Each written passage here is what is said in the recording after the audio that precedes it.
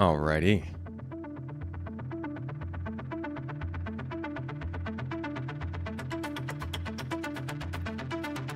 Hello, hello, hello, my friends. What's up, folks? Welcome in. Welcome in, welcome in. Come on in. Let's go. File in, everybody. Grab a seat. Grab a chair.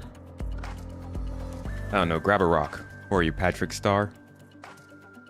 Good to see you all. Ow! My battery's about to die. And I do not mean my human battery. I'm good to go. I've got the energies. I've gotten my sleep. Folks, we were on the road for like 16 hours yesterday. We are still recovering. There was so much traffic, oh my god. But you know what? I could not be held back from a stream and a video. I've got a video uploading right now. It's almost done. Your little sneak peek right there on the side. You can see it's 98%. We're so close.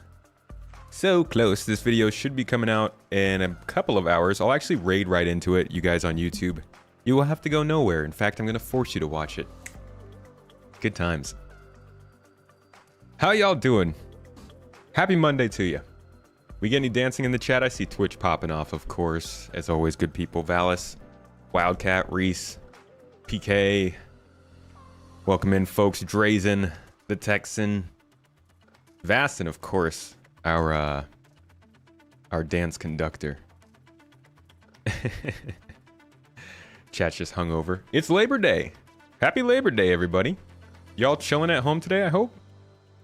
I hope so. It's a bank holiday, right? Like, it's one of those things. Yeah, I think it is, because don't we? No. We don't get, this isn't when you start school and then get the holiday almost immediately after. That's when you come back from Christmas break, and then you get, what was it? I think it's Martin Luther King Jr. Day off, like just a couple weeks afterward. That's a real nice break. I love that. Either way, though, at least we've got some chatting to do. At least there's fun, some fun to be had. Welcome in, Ham Warrior, Cantor, TBBL. So many letters. Nomad, Abdi. Hey, man. Luna, good to see you. Matt Sully, Captain Super Nightman. Welcome in, everybody. Ananzi, my dude. Hey, when is the next time you're changing your name? You keep changing your name on me. It's throwing me off. It's throwing me off. Ice and Tit. Good to see you. Love the name. Moby Dick. Berk. Welcome in, brother. Merhaba. Perk. Shurikin. Good to see you, Scar. Harry Hunt. Hello, everybody. Ship Showdown? What about the Ship Showdown? When do the skins appear? Somebody hit us up with that kind of information. Folks, today I have gathered you here today to talk about your favorite topic, one that we have absolutely not talked into the absolute ground so far, one that has not been played out beyond belief. Alpha 4.0. Oh my god. I'm not going to lie, I'm actually quite tired of talking about 4.0, and I think we've got just it's been 7 years. But I think we only have just a few more months left to talk about it.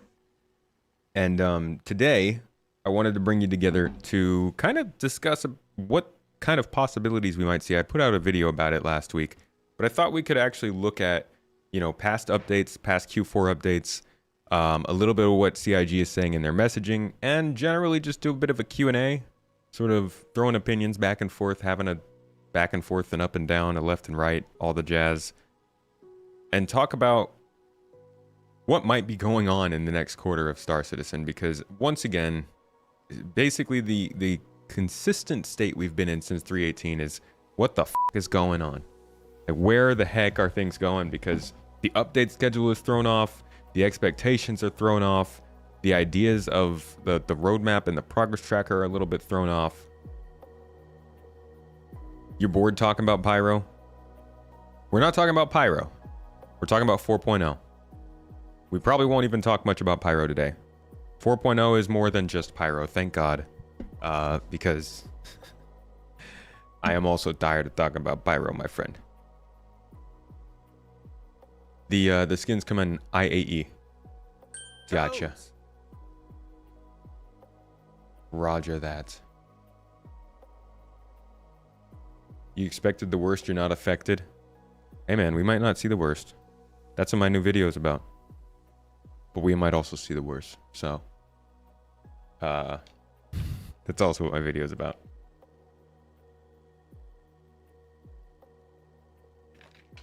Ooh, sorry, I'm a little thirsty. 4.0 is what comes after 3.0. Actually, my podcast this week, Launch Sequence, I'm hoping to get a guest on, and we're going to talk about how 4.0 is similar to 3.0 in terms of like the launch and everything that happened with it. Because if you go all the way back to 3.0, there's like similar kinds of things that happened at the same, like in the way that things are happening now with 4.0. You come down here and you can see they added in basically a new set of locations to go to, which was the moons and their surfaces. They added in a new type of outpost. They added in, I guess mission givers, there's no real parallel to that here, but the new mission system. Let's see, what else was there? New interaction stuff. And I feel like 323 is kind of part of 4.0. Not gonna lie. No, I know it's like it's all been thrown off this year, but the way they've updated the game across 323, 324, and 4.0 feels all like it was what 3.0 was.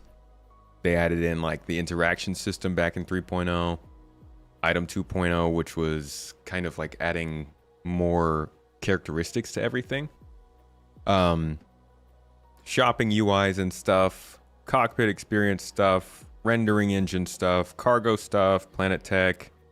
They updated the mobi-glass, they updated the star map, they updated the HUD, they updated atmospheric flight, like all the stuff that we're seeing updated with 4.0. So it's kind of interesting to see how that is happening once again with 4.0 and 323 before it, and I guess 324 as well. But I figured let's start by looking at what 324 is, because I actually haven't watched the trailer for it. The playable now trailer, I'm sure. Let's give this a little looky-loo. Hey, hold on. What's going on? You guys can't even see. Stupid capture card. The screen is frozen. Apologies. I'm guessing y'all couldn't even see all of the stuff that I was just referencing. That was a little silly. But today, in general, is...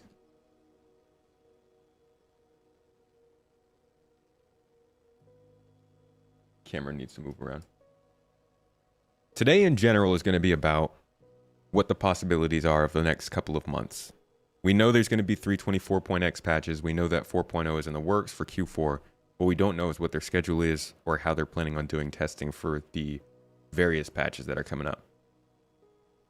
So we're going to start here by looking at 324 and what was, I guess, shown as being released for this. And then we're going to jump into more of their messaging on what's going to follow with 324, because we know it's a little bit broken right now.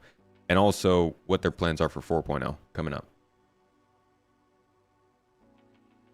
You're keen to get into 1.0 and what it's going to be. One step at a time, my friend. One disappointment at a time. Do you think 4.0 is going to be one of those updates that will definitely determine how the gaming community views the game? If it's a success, it'll be really good for FC. If not, then on to the next promise, right? Then on to the next patch. That's the Jesus patch. Why are we calling it 4.0? Can we assume it is? It is. I mean, whatever patch it gets, server meshing is 4.0. Just look at it that way. All right, let's check out this trailer real quick and see what they have tried to present for 324.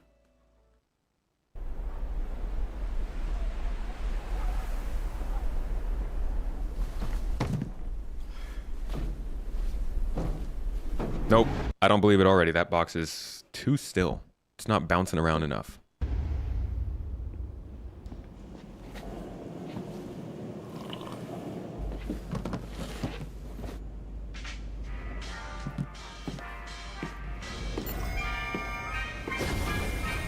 Each and every day, boxes always pay.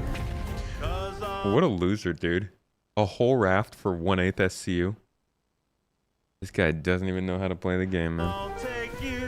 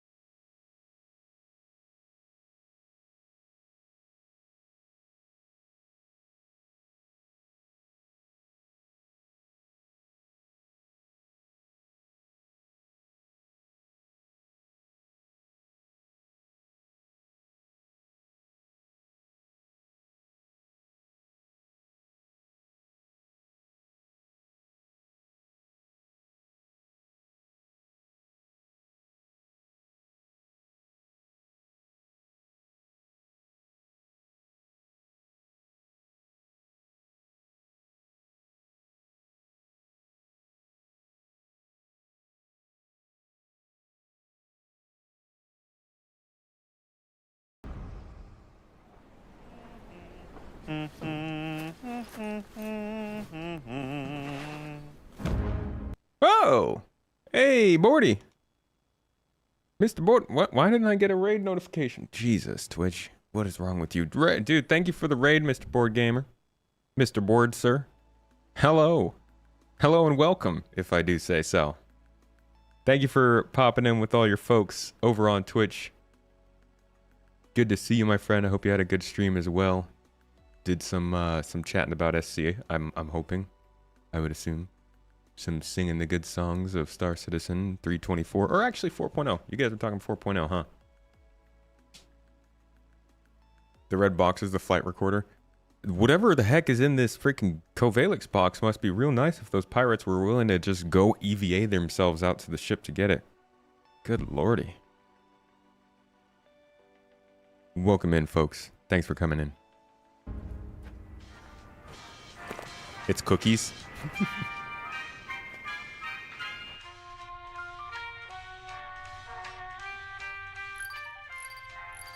This is, of course it's cookies. Why not? This was, less... I like this trailer because it was less, I don't want to say try hard. It felt less like it was trying to be a movie than the last update trailer, which I think this one's probably like... They probably didn't really plan on having to have this trailer.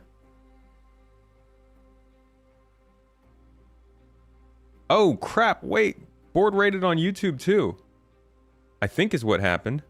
Dude, it doesn't even tell me in chat that happened. I don't know. Did you guys just come from Board's YouTube channel? Is that what's going on? Am I missing something here? You like this trailer because there was no combat. Wait a second. Hold on. Wait. Oh my god. Did you just... You're right. Even when they had pirates in this trailer, there was no combat. I can't believe it. Wow. You saw the raid notification on YouTube? Yo, that's really strange that I didn't get anything. YouTube needs to figure out their chatting. I'm so... I didn't even, like, acknowledge that when it first happened, but you're absolutely right. There's no combat in this trailer. Good job, CIG. You done it. And that's interesting, too, because they didn't even bother to put Blockade Runner in here. They definitely had an excuse for combat. How did I not notice that? You're right. Silly me. I was too busy trying to find little Easter eggs. Like the hover trolley here, which I can't tell if there's a hover trolley or if those boxes are literally just floating in the air. But we never got the hover trolleys, which is really sad. Dude, I can't wait until space stations look like this. Until they have enough NPCs everywhere that there are actually ships flying around. Have I... It was the YouTubers. They ruined the trailers.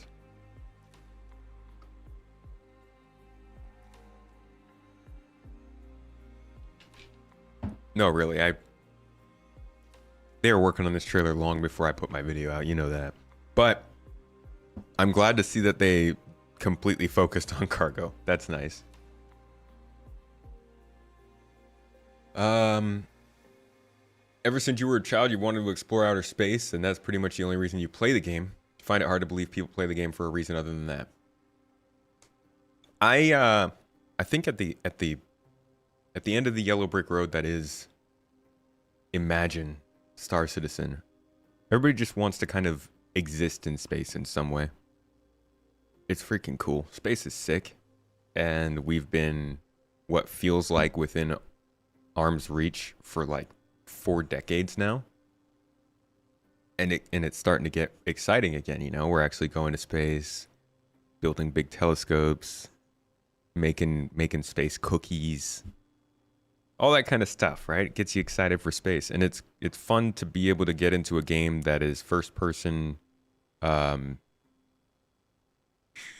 is the first person perspective, and looks at all these kinds of things that you're doing in space.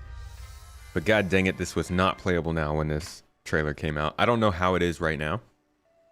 I would love to. I've seen that the missions are working a little bit better than what we've played. And if we have some time today, we'll jump in real quick to look at the 324 missions and see if they're working. But I could not play them before. Definitely not before. There will be better SC games in 5 years. Do you mean there will be better Star Citizen games or better games than Star Citizen? What's up, Rawflick T? Rawflick TV. You're just thinking if somebody has a hull C, can he actually do the hauling missions instead of manually loading it? Will load automatically like it was before when you bought commodities. I don't think you can do auto loading when it comes to cargo missions. From what I've heard, the hull C is defunct in 324 for cargo missions. But if anybody else has checked it out in the patch, I'd love to know. Low pain at the moment, strat. Low pain is good. Low pain is good. I'm happy to hear that. They're turning space game into planets. Well, they've been doing that since 2015. Oh, space game into planes. I thought you said planets. They've been doing that since 2012.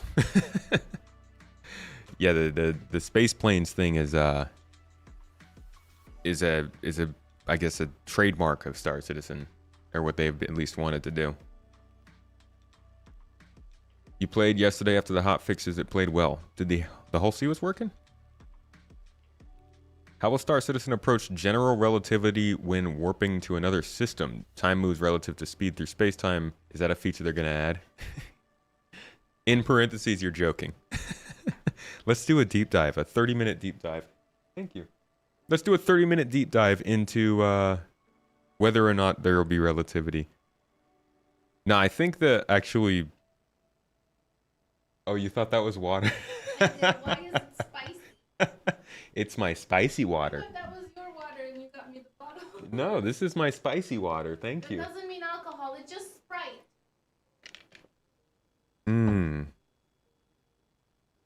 Could use some alcohol. It's freaking just... Get me wasted until 4.0 gets here. Good lord. Okay. Let's look at what they're saying about 324, because there's been a couple messages now about it. You got to start earlier. When will they add gravity into space? When will they add microgravity? Technically, everything's always attracting you, right? You're in game right now and cargo's been smooth all morning. Hey, that's great to hear. So there's been a lot of stuff on the dev tracker regarding 324 and things not working or things are working. One specific message from Niku stood out. This one I saw after the Astropub posted it on Twitter, the old Twitter, and it's an interesting one because it says, let's see. So somebody was asking about, yesterday downloaded and tried 324 and got really disappointed. It made a lot of worse, and personally, wouldn't have released it yet. It's the first time I regretted not participating on the issue council, but I personally lacked in time. I cannot waste the 1 to 2 hours playtime I have daily in working in the PTU without turning off my brain and just enjoying the game. Updates to the PU should improve things and not make it worse. I now managed to break all cargo lifts in my hangar by trying to personalize my hangar and call my flare items. Seems like some flares are cargo lift bricks you cannot move and store again. So it's now blocking the cargo lift. Since all is now persists, those flares will continue to stuck on the lift. Jeez. First day? No, I'm kidding. That does suck though. Basically they asked, are we getting a 3.24.x update? Really wish you would have added working item banks. This is just a joke. A joke. Could be joke, could be joke. Don't know which language it is. Niku responded by saying, we are currently working on multiple hot fixes for the live environment, intended to roll these out by this weekend. Now, we are past the weekend and it sounds like they have rolled some hot fixes out and things are working better. That's good to hear. Again, if we do have time, we can jump in and see if we can test that out ourselves. There will also be, this is the important part, there will also be multiple 3.24.x updates, both with content, bug fixes, and quality of life improvements. We appreciate your patience while we're streaming these out. Now, this immediately, and when I say immediately, I mean immediately, will lead to people assuming we're back to, what was it, 3.17, where they kind of split it between multiple quarters. And only 3.17.2 was a big update, 3.17 was a big update. And I think those are the only two that they did it. But the whole .x update thing in Star Citizen, let's talk about that. It doesn't necessarily mean that they're spreading it out multiple quarters. For starters, I think they've been doing it since 3.10.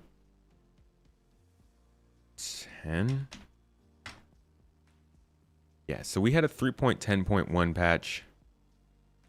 And it might even be before that they were doing them. They've been doing these .x patches basically every single update. You can just search it and find release patch notes for all of them. So it's not necessarily meaning that they're spreading it out. It just means that they have more stuff coming to 3.24. But does that mean that 4.0 will be pushed out further? Well, Field Hood actually had a take down here. I'll read this one out for you. Thank you, Field Hood, if you're watching. October and November patch equals 325 in their opinion. Not the same as the Q4 patch. Q4 is always released in December, they said. Based on previous years, if a patch drops in September, there is a new 3.x patch column added to the roadmap for a patch that is released around October or November. Also, the December, aka Q4 patch, has always been released on previous years. Q4 for 2024 could be 4.0 or 3.26. God, too many numbers. But I'm always more inclined to believe CIG. Oof. I'm sure nobody's going to ridicule you for saying that one. So if we go back and we look at this, we don't have to go all the way back, but like back to 3.4. Q4 patch was indeed in December. They had a Q3 patch. Like their Q2 patch was June and their Q3 patch was November, which isn't Q3, it's Q4. So they did 2 patches in Q4. The next year, which was 2019, their Q3 patch was October, which is technically Q4. So, like, again, 2 patches in Q4, October and December. Next year, 2020, October again and December, so 2 patches in Q4. But also a patch in Q3. So their Q whatever patch is always a quarter later, except for Q4, which is in Q4. So their Q3 patch flies into Q4. But since their Q3 patch this year was earlier in Q3, it's weird. It's weird timing. You keep going, and in 2021, their Q3 patch was in November. Their Q4 patch was in December. In 22, that was a weird year. We just had, I think, 3.17.2 in like August that year. 2023, September, October, December, all of those patches. So we're not really in like a predictable schedule, in my opinion, anymore. You refuse to take 324 as a new patch as part of 323? I mean, regardless of that, like just, I agree, right? 324 is part of 323. They are features from 323, but you can't look at it through the lens of reality. You have to look at it through the lens of CIG. And they run on different wavelengths. They have now stated that they released a major release in Q3 of 2024. Even though that's not enough new features to make it a new update, it is probably still a new dev branch for them, which means they branched off and have started a new cycle in which they are adding features to be added to the next major update. So figuratively for us, in our feelings, in our heart, it's 323.2. But for them, it's actually a major departure from whatever 323 was, I think. Might actually need to go back and confirm that. It might be that they didn't branch for 324, but I'm pretty sure they did. Regardless, if this came out in August, it doesn't tell us too much about what's actually going to happen with 4.0. And that's why last week I was saying, Jesus, I can't English the speaks today. That's why I was saying in the video last week that whatever happens with 4.0 is basically dependent on what they start doing in terms of testing here. Like, we could get 3.24.3 for all we know. It doesn't necessarily mean that 4.0 will go further out or be closer to us. All we can depend on is what they're going to do about Evocati testing and, God forbid, tech preview testing. If they take 4.0 to the preview channel at this point, it'd be a little worrying to me. I would really want to see it go to Evocati instead. I think that'd be a more reliable show that it's making some progress towards wider testing, and it's in a state that they feel like they can progress towards PTU. Somebody asked a question up there, and I completely missed it. I'm sorry. Let me scroll back up. Oh, man. Oh, Rebel Paul, that was your question. Never mind.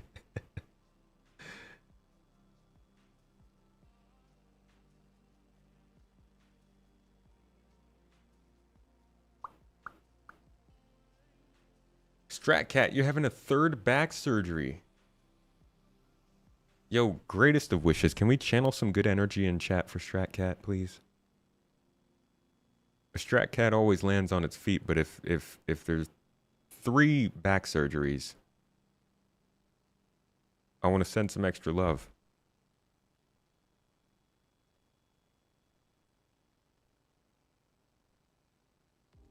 What you only noticed in game was party markers, even you jump to another server and change PTL. Yeah, party markers sounds like we're messed up.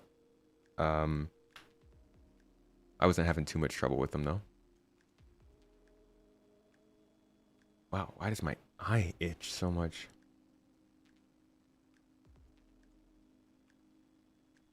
They said contents. Yeah, I don't... Content could mean a lot of things. So if we go back to the video that was released at the end of last year, ISC, even though we haven't seen a lot of the stuff that was supposed to come from that video, not a lot, a little bit of the stuff, I think I bag on it a little bit much, more than it deserves, but there's definitely some key things in here that were said that weren't in the game just yet. But if you listen to what he says, he talks about the things that don't really depend on server meshing to come into the game.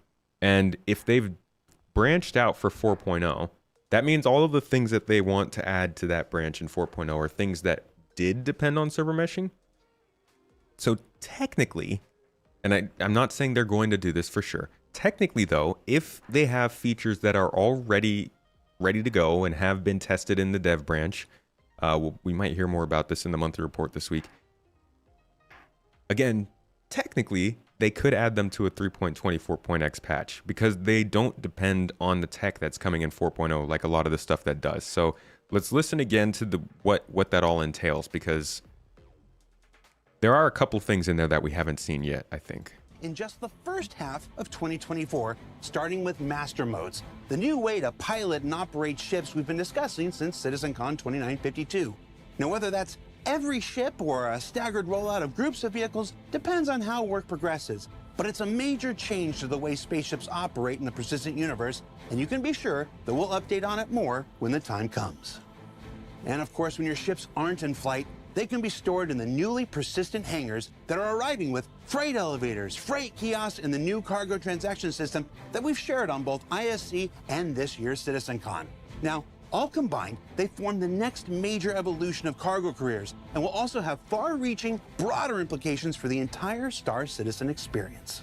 And then outside of vehicles and hangars, there's also a variety of FPS combat improvements coming to the first half of 2024. With improvements to reloading, So we've got that. the weapon wear and misfire system. We haven't gotten this, and this is something that I said in the video that's going to play after this stream that we haven't seen, and I've seen no sign of it coming this year, but they could fit this in. Wear and tear, there's no reason for that not to come up in a 324.x update. They just haven't talked about it at all, and it might be that the people who are working on it have had to go back to Squadron 42 and do stuff over there, so that it is lagging behind. But again, that is a feature that wouldn't have to depend on server meshing. Scopes and dynamic crosshairs, We got that and stuff. charge and drain, and even more. Charge and drain sounds like it's not dependent on server meshing, but they have it scheduled for 4.0, so I don't know about that. We'll be able to show you once we return in the new year. And then outside of strictly FPS combat, there are new player character features coming, like the updates to the EVA system, the visor. The EVA system has not seen its entire update either. These are the weird ones to me. I think these are the things that we would have heard about if we were still getting sprint reports. Charge and drain, wear and tear, and the EVA update. I don't know where those are. Stratcat, that's good to hear, my friend. Roth asked, do you know why CIG put down the item banks UI and instead having old inventory view? Will that come back? I'm not going to take credit because I think there was a lot of feedback saying basically the same thing that my video was saying about the inventory system. But I do fully believe that what they put in for the inventory system in terms of the actual kiosks were a temporary thing that was easily ported over from the freight elevator UI, and they just used it. But I don't think they expected the immediate reaction to it to be so strong. So I think what they decided to do was just say, okay, even though it's temporary, let's just take it out until we have the actual kiosk inventory UI ready to go. Because they didn't remove the kiosk inventories. They still want that physical presence to be a thing about using those. But I don't think they want to use the third-person camera. I think they just have it temporarily out until they can put an actual UI in there that works good. And by golly gee, I hope that it is something that looks just like... by golly gee. Mrs. Tomato tells me I use all these old person terms, and what can I say? They roll off the tongue. I hope it's something like this. It's just your stats, your equipment, and your body on the left, and then your inventory on the right, and you can basically do all of your stuff right there on the inventory kiosk, because I think that's the best of both worlds. If they release 4.0 with its advertised features all at once, it'll probably be worse than 318 and 324 combined. Hopefully not, but based on historical trends. I mean, we can't base that. We have nothing to base that off of. If you go back to the letter from the chairman, 2022, I think it was, May of 22. And we go to the section where they talk about what was included in 318 versus what's included in 4.0. You can see that to support PES, they had to create 12 new services in order for it to run. That included the replication layer working along with the entity graph, which are the probably two hardest things they have to figure out how to make work for the game. But for server meshing, only 4 additional services are needed. So if you're just going off of the added complexity of stuff they have to add for these two things, 3.18 was more complex than 4.0. So I don't think we can assume that 3 or 4.0 would run worse than 3.18. They also didn't have the cloud tester for 3.24, and they also didn't have any sort of tech preview channel. They clearly didn't do enough testing on 3.18. I think 3.18 was a good learning opportunity for them to not have that kind of thing happen again. And 3.24 even shows that, you know? 3.24 is, look at how quickly 3.24 became playable after going live compared to what 3.18 took. 3.18 was, what, 2 months? I don't think it was playable really that much until 3.19 came out after it, which was 2 months later. So I don't think that we can assume 4.0 will run bad just because 3.18 ran bad. But I think... But I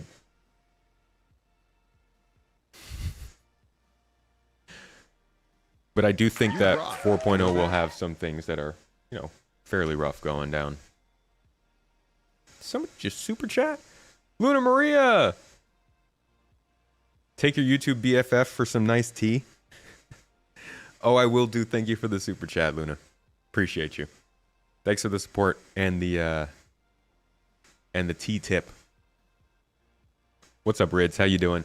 I'm gonna close that door real quick so that sound's not coming through.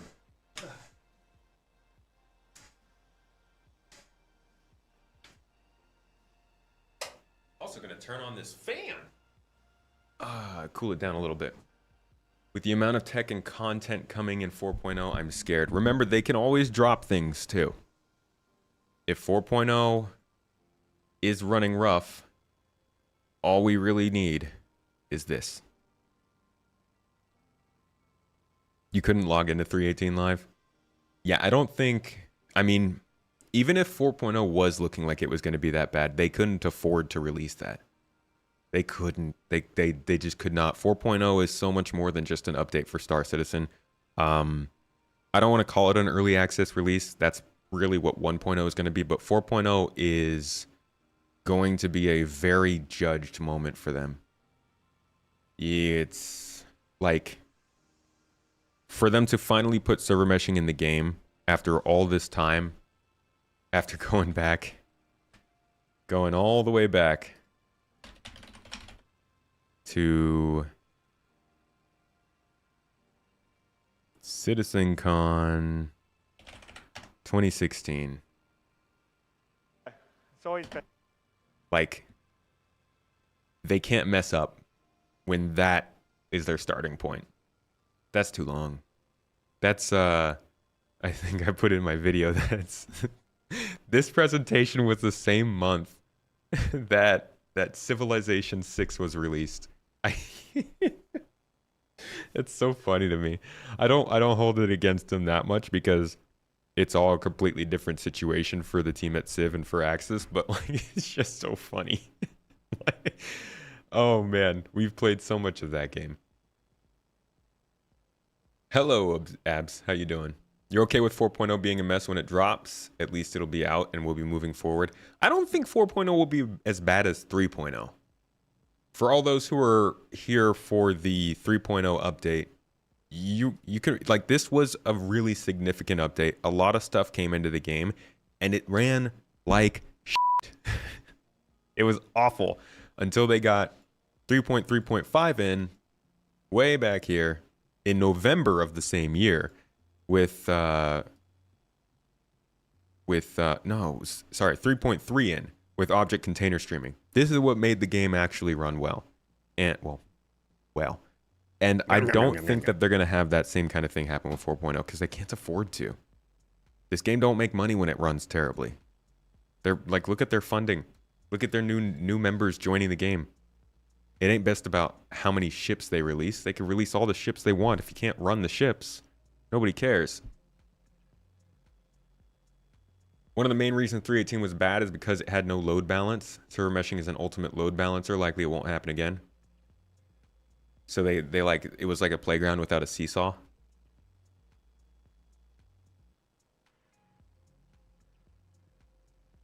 Restarted SC and now you're getting a 30K in loading screen and can't play. Is there a workaround or maybe server down? Can you get to the main menu? Can you try running on a different server? Ananzi, you don't like my good jokes, dude? I can keep them coming. They're great things. 3.0 was a nightmare. Yeah, 3.0 was freaking rough. You like max out at 15 FPS. Shifty, it's okay. You don't have to say CS. You can just say C.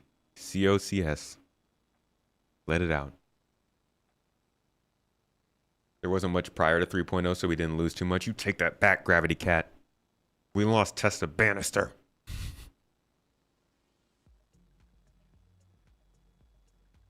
Back then, you could only play with a crazy high-end rig or else you played at 6 FPS. And if you had a crazy high-end rig, you'd get 14 FPS. Is the good joke in the room with us? It's sitting on my chair over here, Dreys, and you can't see it because the camera's pointed here. All right. Where were we? Like, what was I even going over? So 4.0, what kind of stuff can even cause problems for them in this? It ain't gonna be the customizer. Locations aren't gonna do anything because these are just, I mean, it's the same old. Nothing is really new here except for server meshing.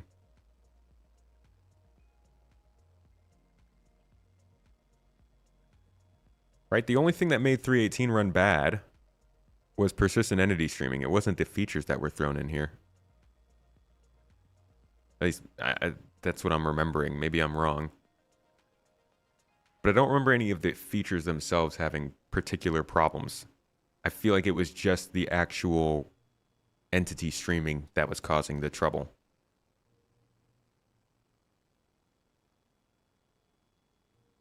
But I'm not I'm not a freaking back-end tech dev engineer person. I don't know all of the intricacies of server meshing. I don't know what it could do to all the other things that are in the tech that's going on, and there's always knock-on effects that happen when you add different features. So, no, don't take my word for it. But I think that they're in a better place to release 4.0 than they were when they wanted to try and release 3.18. And it does sound from their messaging throughout this time like not only was 3.18 made up of more new things than 4.0, it also, I think, still causes them problems. I think the database service that they're running with is still possibly what's causing through 4.0 and server meshing and everything to lag behind. Because at the end of the day, server meshing is what allows everything to be split up, but it all ends up going back to the replication layer and the entity graph, and that's so much stuff. And correct me if I'm wrong, but the entity graph handles everything across every shard, right? It doesn't even matter if they put server meshing in, the entity graph still has to be able to handle all of the different servers. It's not like that just gets split up like the game does. Build your CNC. I love that. Do you have a channel about running CNCs?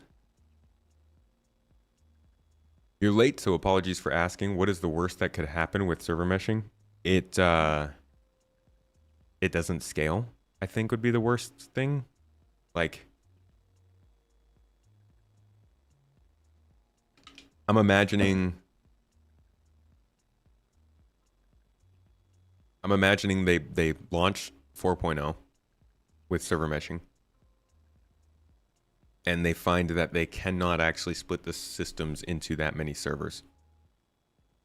Like, they have no problem running new star systems with a new server per star system, but they find out that they can only run one system, one server in Stanton, one server in Pyro, one server in Tera. We'd basically be screwed. That would suck.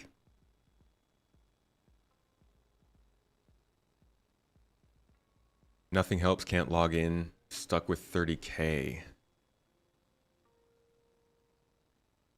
That's weird.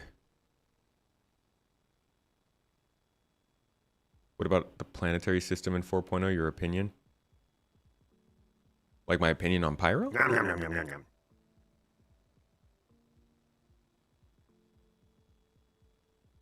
I think the hard truth about Pyro is it's not made for everybody. I got a comment on my YouTube channel earlier today, and it was a comment. Oh, it was one of the recent deep dives we did, and they said, so if I want to, I don't know, if I want to like access my inventory at a kiosk in Pyro without getting shot in the head, then I can't experience the star system we've been waiting for. And no, I mean, you can. Like, there are ways to get around that. You don't have to go to the space stations. You don't have to go to popular spaces. You can bring somebody with you to cover your back. You can make sure that the area around you is clear before you access the kiosk. There's a lot of things you could do, but the bottom line about Pyro is that it is a part of the game that does not represent everybody's playstyle. And technically, Stanton is the same way. I mean, Stanton is kind of a full vertical slice of the game. It's allowed for basically everyone to do everything they wanted. But if you're a person who's completely in Star Citizen for exploration, then you've been playing the game without the things you wanted for all this time. And so when they bring in a station or a star system like Pyro, which maybe doesn't support the super high security and safe cargo running that you got into Star Citizen 4, yeah, the painful thing is that you might not have any reason to go to Pyro whatsoever. And that's the pain of jumping into a game that's not finished. Because after Pyro, we'll get Nyx.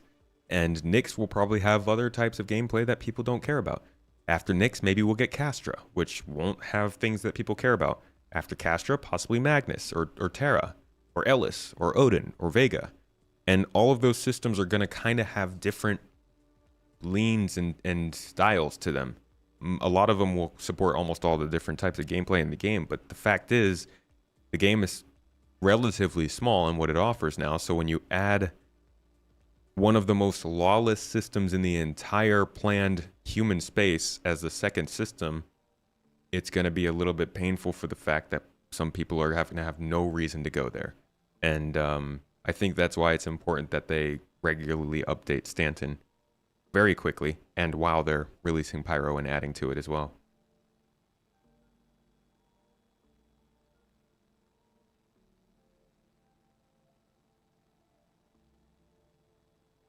We don't need Pyro, we need loops and working mesh. Indeed.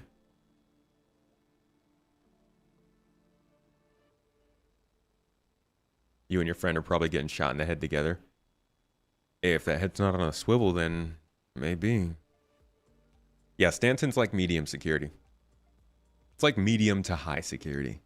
It's honestly, Stanton is the shopping mall of the UEE, so technically it should be pretty safe, but it's a little sketchy because it's basically owned by corporations instead of a government. And you know how corporations are. Like, if Nestle owned a star system, do you guys really think it would be all that safe? Come on.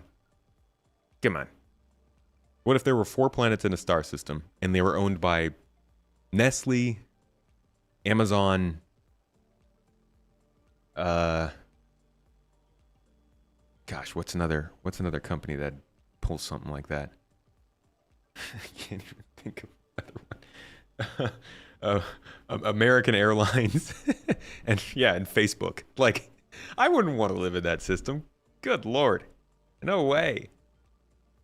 And have you heard about Hurston? They ain't great people. Crusaders are too big to even protect their own moon. Like, they have a pirate base floating in their moon's orbit. Stanton's kind of a weird system. So that's why they started with it, because they wanted to allow a system that would have all those kinds of things, you know? They actually were originally going to start with Tera, and you can find it too on their YouTube page. I talked about this on the Beyond the Verse podcast a couple weeks ago. If you search for Tera, you'll find their initial work on it, and you can see kind of what they're going for with it. Got that kind of Coruscant feel to it a little bit. Big city, right? Much bigger than something like Lorville. Gives you some R-Corp vibes, but more of that. Yeah, it really has the Coruscant feeling to it. And this is the system they were originally going to start the game with. until they realized that starting a game with Tera would probably lock them out of being able to lock them out of like expanding into other types of gameplay like piracy. Glad I didn't see what.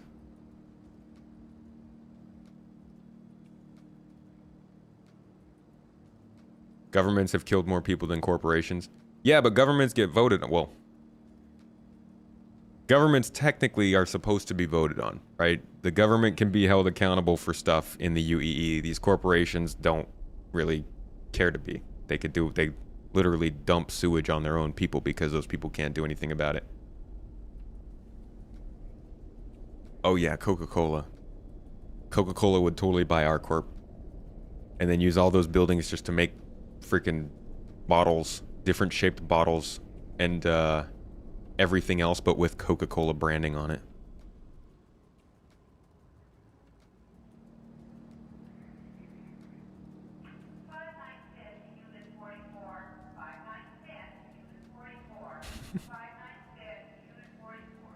Who's 596? Jeez. But yeah, this was back in the day, 2013. This was way before they changed the way that they were going to do planets. Very let down by progress. You're a pirate and love PvP, but you need the game loops other players want to enjoy and do to be semi-finished in order for you to have anyone to pirate. You know what you need? You know what pirates are really hurting for are NPCs. Like, how much better would this game be for pirates if they could just go after any cargo hauler they see on a trade route, because there's dozens of them all the time?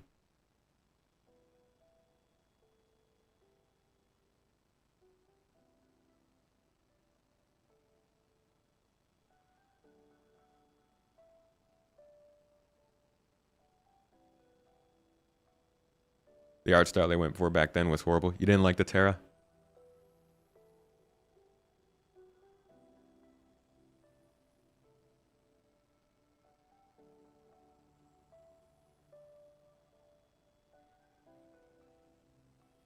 There's another Tera Prime video on their website. I don't think I saw any other one.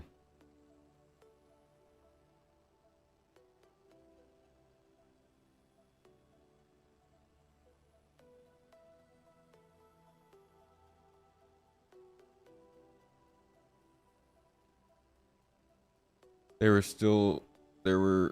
were still just landing zones back then. No atmospheric flight, no landing wherever you want. Yeah.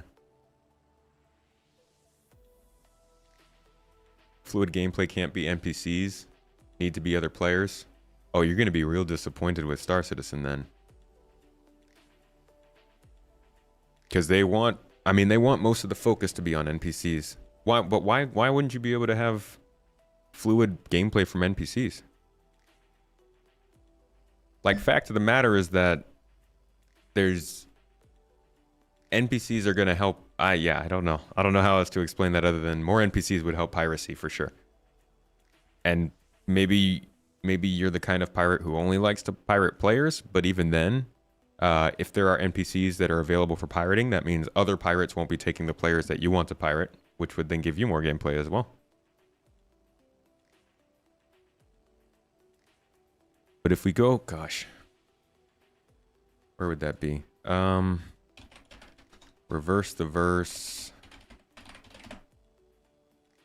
special, probably like 2015,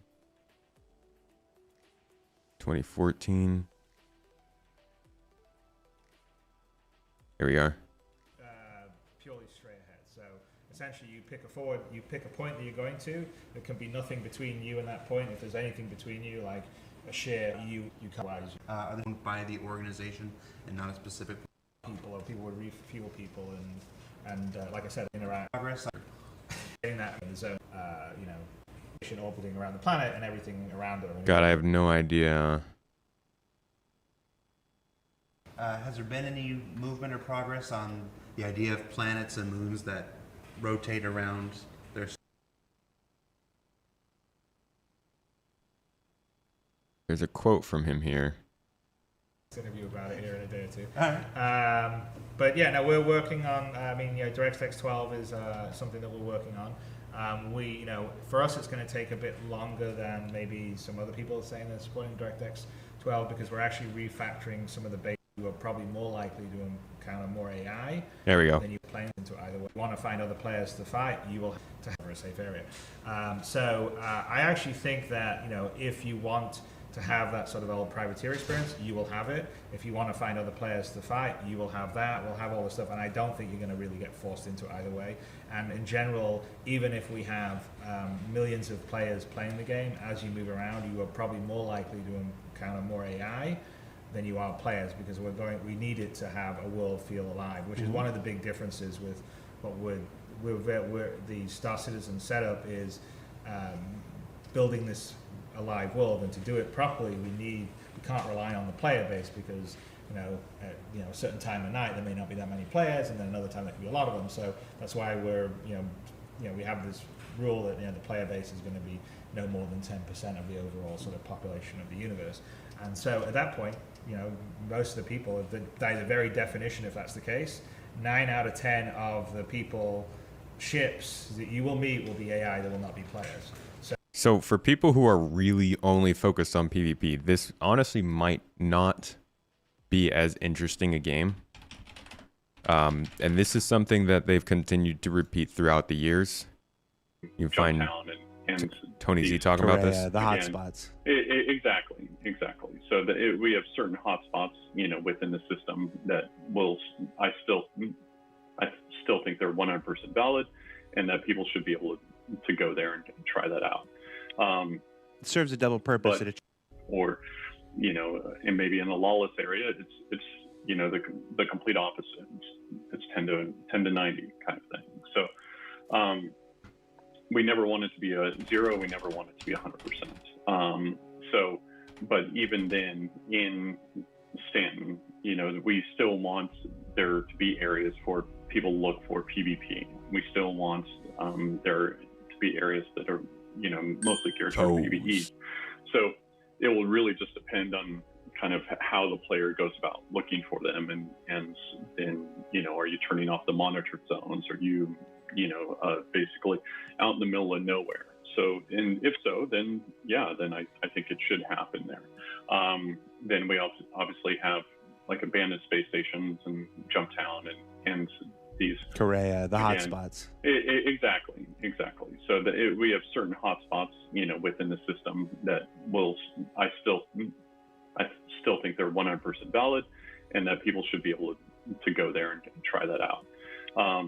It serves a double purpose. It attracts the people looking for it to those places, and it lets the people who want to avoid those places. Yeah, exactly. And and ideally in the star map in the future, where you kind of see where like hotspots of activity, and then that kind of can gear or at that point in time you can choose your route, with that information. So in the past, I know that we've talked about like a PvP slider, and we're not going to have anything that's player facing, but obviously for us as developers, we still want to be able to tune, how much, if the players are gearing more towards PvP, based off their actions, then that's more of the content that we would be pushing towards them, whether those be bounties or assassination missions or those types of things. Okay. But if the players are not geared towards that, then, that to me is basically their choices matter, I don't even know if he actually says the words here, but it's also in this Q&A, as somebody pointed out when we were doing this deep dive a couple weeks ago, that NPCs will make up 90% of the universe. They're not trying to really make people have to encounter PvP all that often. And I think that if you're looking for a solely PvP experience, like he said, there will be the hotspots you can go to for that kind of stuff.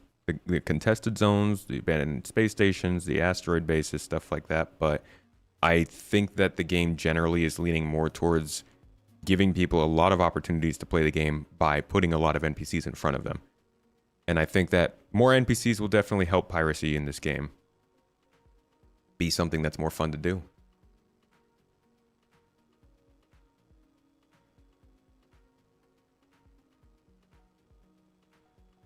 Hard not to do with development timescales we see, but a lot of the player base is really short-sighted, forgetting the long-term goals, freaking out about how CIG is working on a specific item that doesn't directly appeal to them, rather than seeing it as part of a huge puzzle that will allow them what they care about.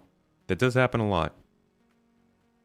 When they release like an update, you see a lot of comments saying, why are they putting these features in this update? It feels like they're going in a different direction when it's just like one update of many that they're working on. Yo, Zerb, thank you for the sub. 40 months? 42 months, dude. Holy Lord. Appreciate you, buddy. How you been?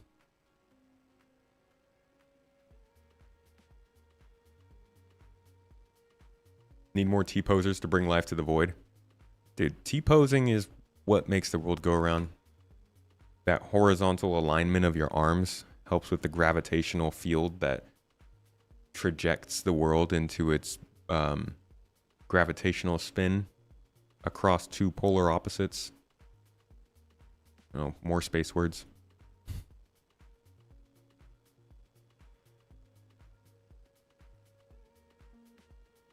When there's more to do in SC, PvP piracy may reduce. Could it be that pirates are pirates through boredom?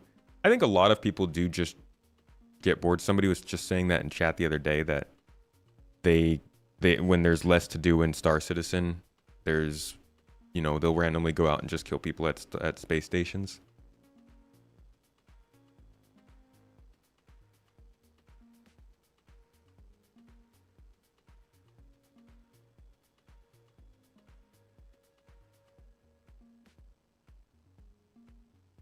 Why do I have a picture of your Kraken? What, over here? This is a cool picture. But also, like, what are y'all doing with these cyclones? What are you actually doing with the cyclone there?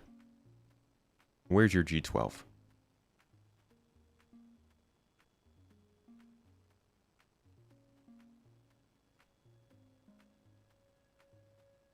Been decent, recovering from a rather quick bout of COVID. Nothing serious though. Variant you had was basically a light flu. Glad you've recovered well. Good to see you in chat, buddy. Do I think NPC PvP will be lowered in Stanton when Pyro comes in? NPC PvP. That term breaks my mind. Do you mean just PvP in general will be lowered in Stanton? I don't know. Honestly, I don't know. I think it'll be it'll be wherever the money is, If they can attract people into Pyro for good reasons, then so will the people who want to rob those people.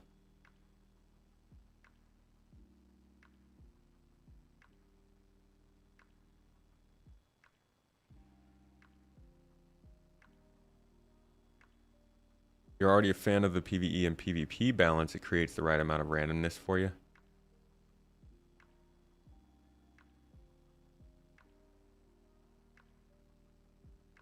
All right.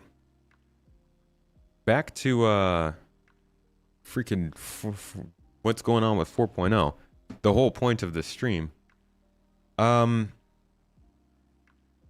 So let me think. 324 drops in. And I don't know. Let me see if there's any other comments they had here about this patch after it went live.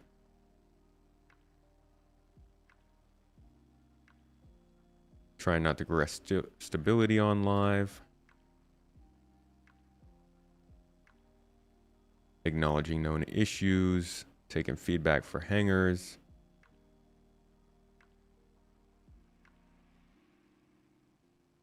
Were there any other dev responses in this?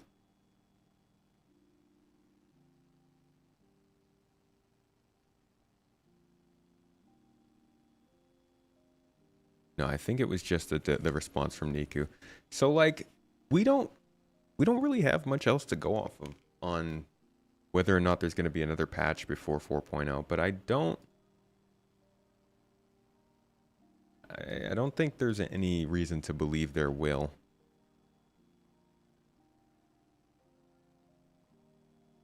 At this point, because they got 324 out and they can do 324.x, I don't think they have a reason to do a 325.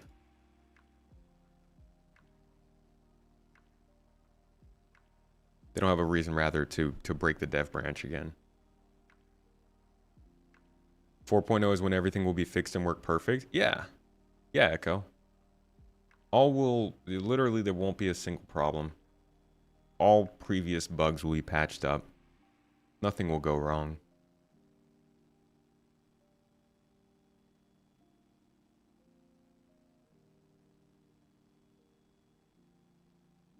If they put high enough value mining and salvaging in Pyro, they'll get enough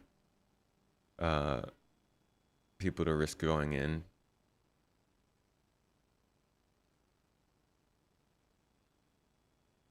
Where did Todd Pappy go? Gosh, I don't remember what studio he ended up with. Inevitably, 4.0 will be delayed and yet still broken come its release in March 2025 at the best. Magnus, when do you think it'll go Evocati? 4. Jesus. I liked 4.0. That's a good one. Simple and clean.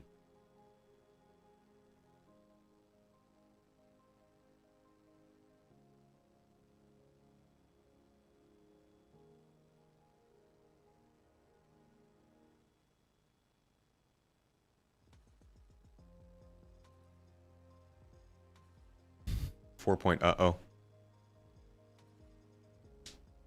No clue when it'll go Evocati.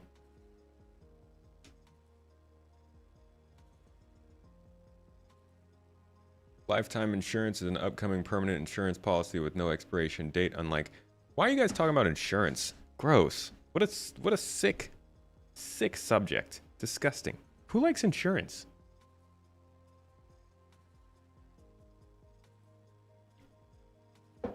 To be honest, I don't even think they know how insurance is going to work. I don't think you'll ever lose a ship that you paid real money for. I think that would get them in a lot of trouble.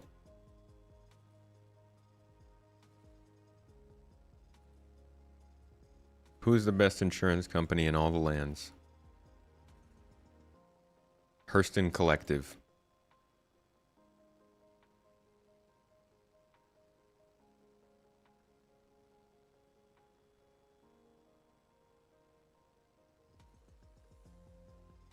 Yeah, they use it for FOMO, which is like, that's why I'm like, don't pay attention to it.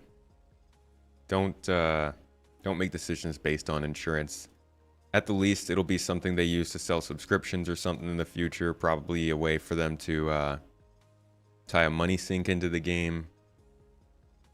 A few different ways that they could use it, but I don't think it's worth stressing out about insurance, to be honest.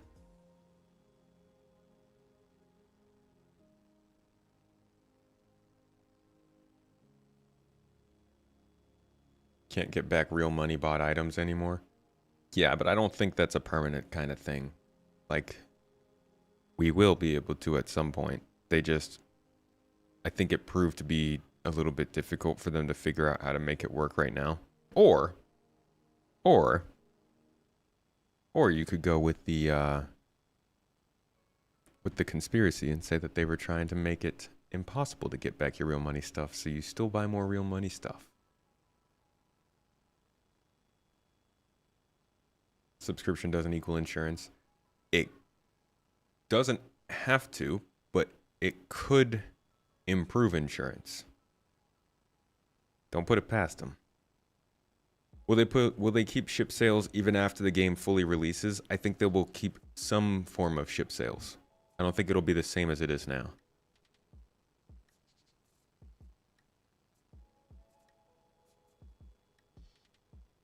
You'd buy more real money stuff if you could get it back.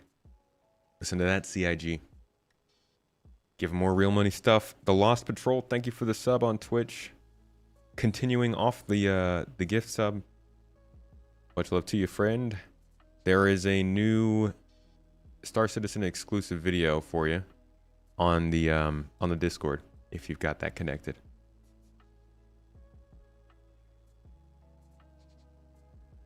Let's see, where was the episode where they talked about the ability to get your real money stuff back? Here it is.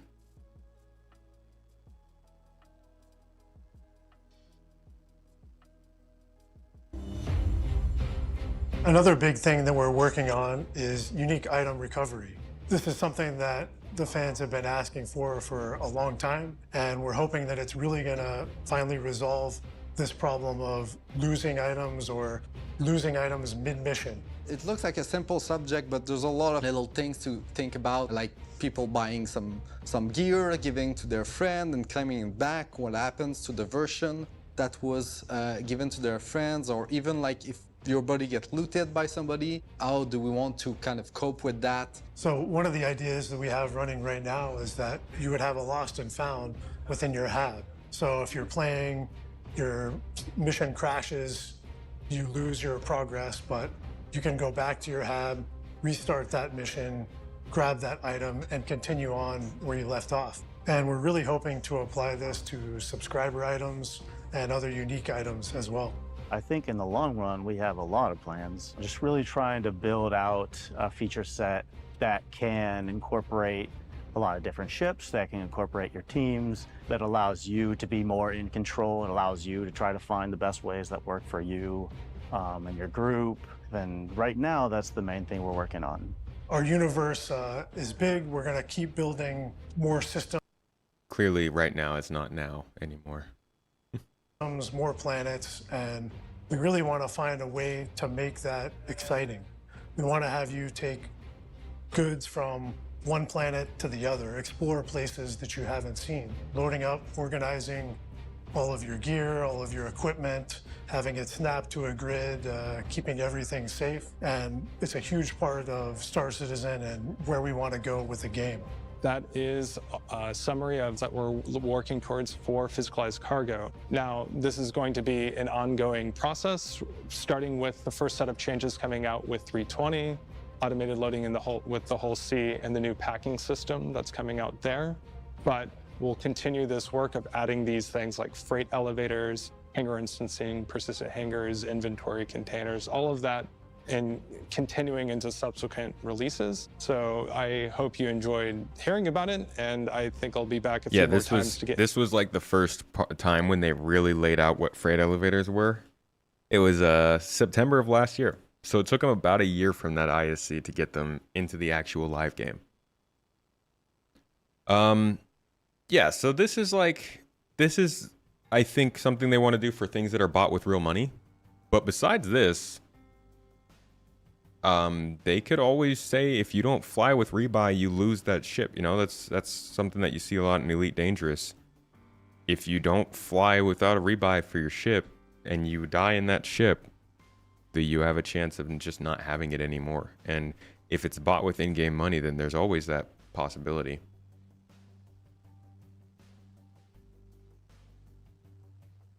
Jared said that at CitizenCon they'll announce something about hangar-bound items and ships. All right.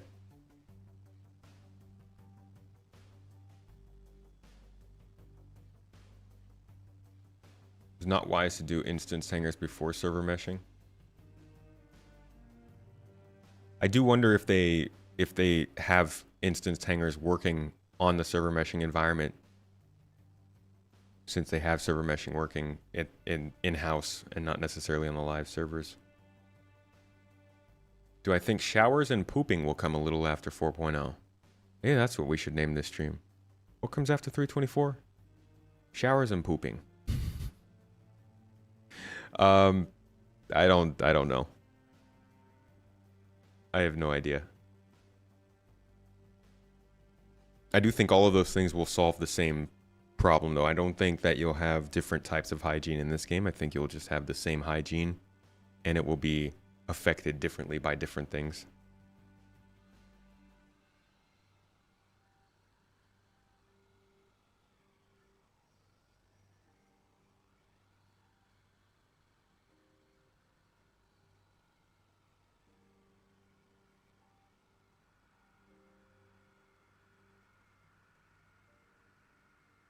God, I hate this song.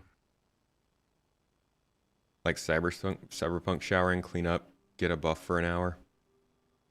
The way that they're talking about beds giving you buffs, it's possible the hygiene stuff will give you a buff, but they definitely have it where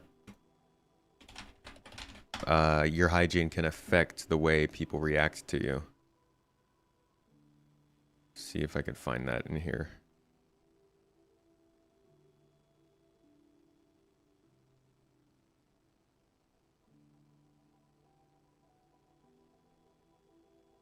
Things. We even have talked about some fun stuff where, like, Konstantin Herson, for instance, is a bit of a snob. You walk in wearing a bad coat or like some weird clothes, he might think less of you. You can also key it off of things like when you happen to raid a ship that is controlled by maybe Crusader security. We could key it off of something like you go into the wrong area. I mean, you just walk into a club. So he talked about you wearing the wrong thing there, but I think that also stands for hygiene too. Oh, Solo Fox, thanks for the Prime sub, friend. I appreciate you. He's awesome. Thanks for using your Prime sub this month. Or if you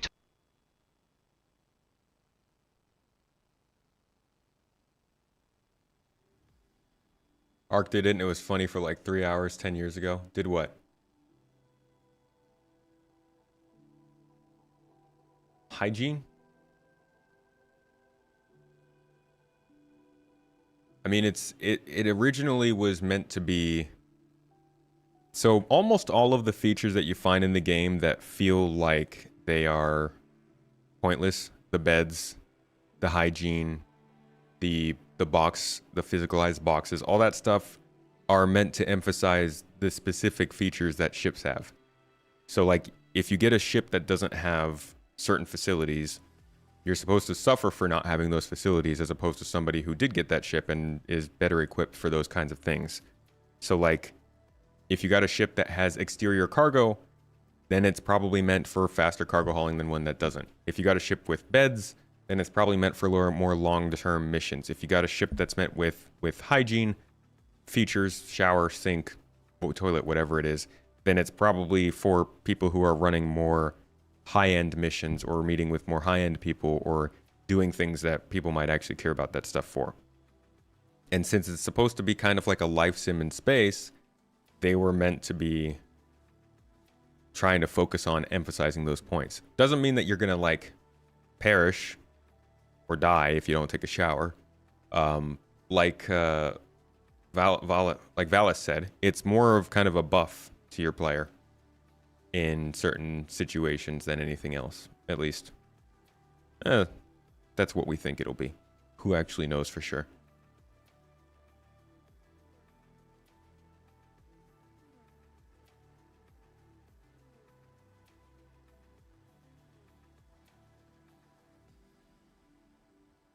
Prepare to be disappointed, NPC.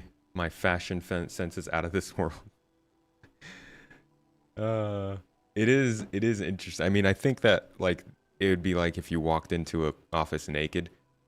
I do think that's one of the things that they mentioned about wearing clothes versus wearing a spacesuit. If you walked into like a meeting or you met with a mission giver or something and you're wearing a helmet and spacesuit and stuff and you just look like a goofball, then that might affect the way they react to you.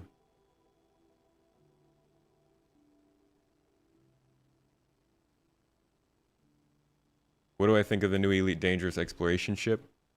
I started watching a video on it and then I didn't get all the way through it. So ask me again in a couple of days because I got to finish that. But I'm glad that they have ships coming out. I'm glad that they've got some more diverse choices again. And like it kind of signals that people should still be trying out the game. Like you could still jump in and not expect it to just not be doing anything. Even though the console development might have stopped. Like if you do get on PC, you can still get more new stuff. That's nice because I had a couple friends who just stopped playing because of the PC development stopping. Or the console development stopping. Have people tried playing Scum where you actually have to stop and poo and pee in bushes and launder your clothes? Woo! Yeah, I don't think they're doing all of that in this game.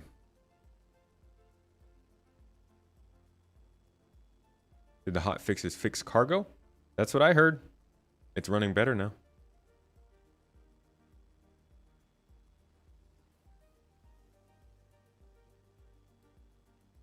Can you imagine being killed in space by someone's turd coming at you at 300 meters per second? Sorry, we don't have the six to, what is it? 6 directions of freedom anymore. No Newtonian physics anymore, sorry. You want to know is when are they going to start making ground vehicles as upgradable as ships? They mentioned it last year. Yeah, they mentioned they wanted to have like a bunch of ground vehicles in this game. What new exploration ship in ED? I think Obsidian Ant made a video on it. I don't remember what it's called.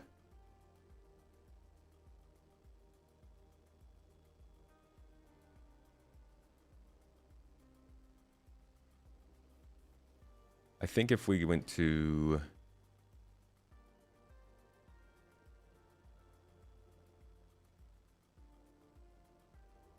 I can't remember. I think they talked about hygiene maybe last year or something like that.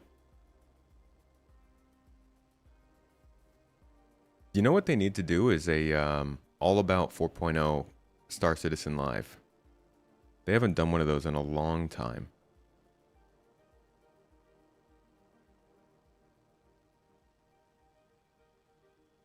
Live Q&A master modes, FPS in 323. Here we go. They did one for 323. So I guess it hasn't been that long. But they haven't done one for 324 yet.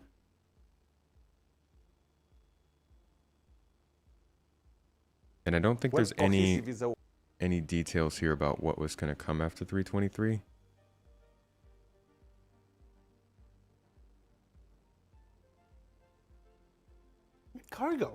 Cargo's getting its next big kind of push there. What can you tell us that's involved there? Freight elevators, obviously. Yeah, we've got the freight elevators. We've got the basically the instance hangars. So you're going to be able to go to your own hangar. You're going to have your freight elevator. You're going to be able to spawn your ship. The core part of the experience is that you essentially go to your freight elevator. We'll have a kiosk with a nice new UI on it. You can then interact with that to essentially go, what's in my storage? So the regular inventory area storage is going away. So it's much more physically based in your hangar storage. It's very much more personal. You then go, I want all of this stuff, click, click, click, click, click. You fill up or see the freight elevator filling up on the UI. You then click a button and lo and behold, all your stuff's just come out the ground. And then it's up to you to load it into your ship. So as part of that, we'll also have things like hover trolleys. People hate that. What happened to the hover trolleys? You can then wheel it over, start loading up your ship, and it's a much more representative feel of what the cargo experience is going to be like long term. It's a lot in 323. Oh yeah. We're not done. We're not done. There's a. I want to start wrapping this because I want to get to our next talking point here. We're not sharing everything that's in 323. There are still some things we want to keep secret. There's still some obviously. Yeah, they just took them out, but I don't like. Did they say anything about plans to bring them back in? But you can also expect things like the blockade runner mission. If you remember, we covered that on ISC sometime last year, maybe in Q3 sometime. The blockade runner experience that we talked about then, that's targeted for 323. A big update to Xenothreat that we're not going to share just yet. We're going to let players, that's one of those things that we're going to let players experience for yourself. Xenothreat and a sort of a pre-Xenothreat thing that's got a name, but I'm not going to share the name today. I want to see if people can suss it out. But Xenothreat's getting much, much bigger, much broader, and much more interesting, personally, from my perspective. That'll roll out. That'll start to roll out before 323, and then into 323, if all things go as planned. They didn't. Real question: why exactly does the quantum economy rely so much on server meshing? Isn't it an internal database on its own? They could start testing between servers. Wouldn't they have to anyways? I think there's just not enough entities in the game.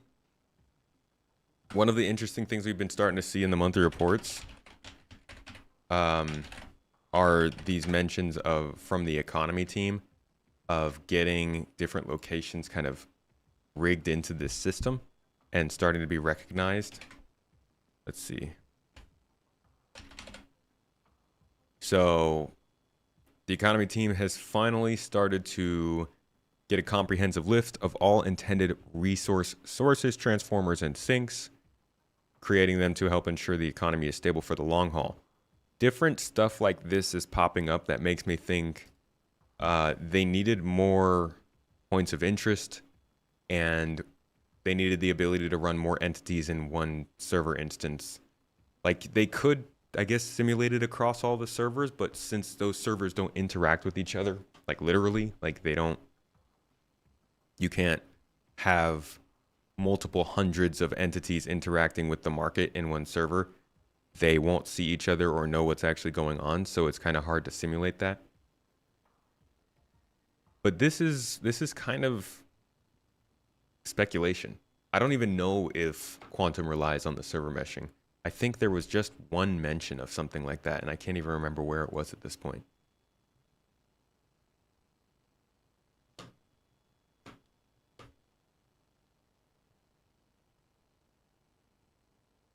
You love SC and you're fairly new, but you mean this game is not even functional? No idea how you guys have waited so long. Well, there's nothing else to do. No, really. Like I've gone and played other games in the meantime, but no other games really do what this one does, so I end up coming back to this one. Maybe a UPS ground vehicle package race, something small like that. I'd love to deliver some pizzas. Why can't anybody just give me a pizza location to go to? When was the last time they actually name dropped Quantum? Not too long ago. They name dropped it when they were talking about Star Sim. Geez, where was that? That was...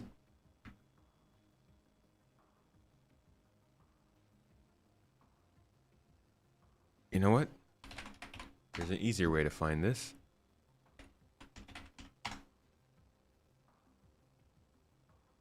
No other game doesn't work. Quantum fuel, quantum travel, quantum drive, quantum.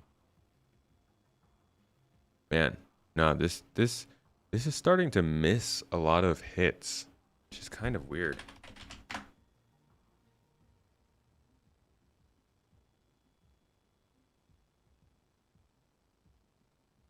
Yeah, this website's starting to miss things, I think. Great website, good for finding things, but it doesn't pick up a lot of stuff.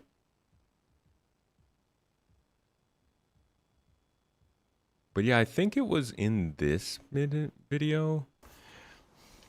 Are we recording? Yes. Are we live? Hi, everybody. Welcome to Dynamic Mission Generation, Star Sim / Quantum was always supposed... There we go. So, July 12th. That's the last time I can find. They might have done it since then.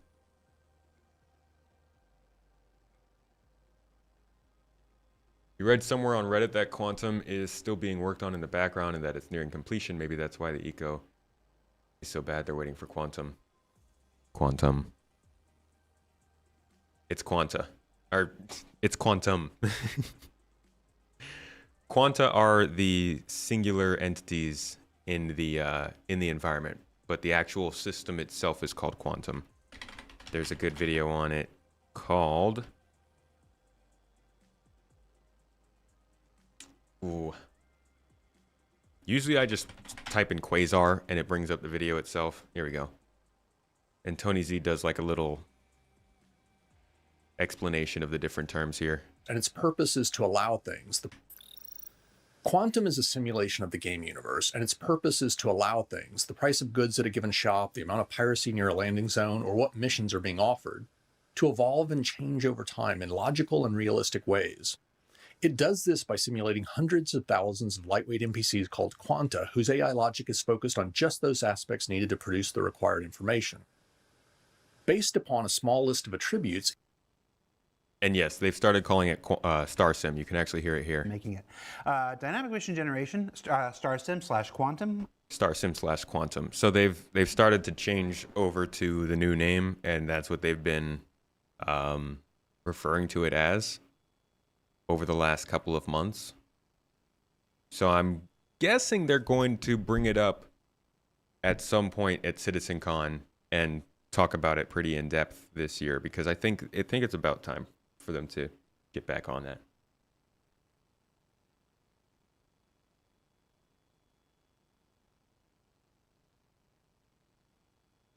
You want Tony Z to talk about WWE music at SitCon? Hey, Strat Cat, thank you for hanging out. Catch you on the next one, buddy.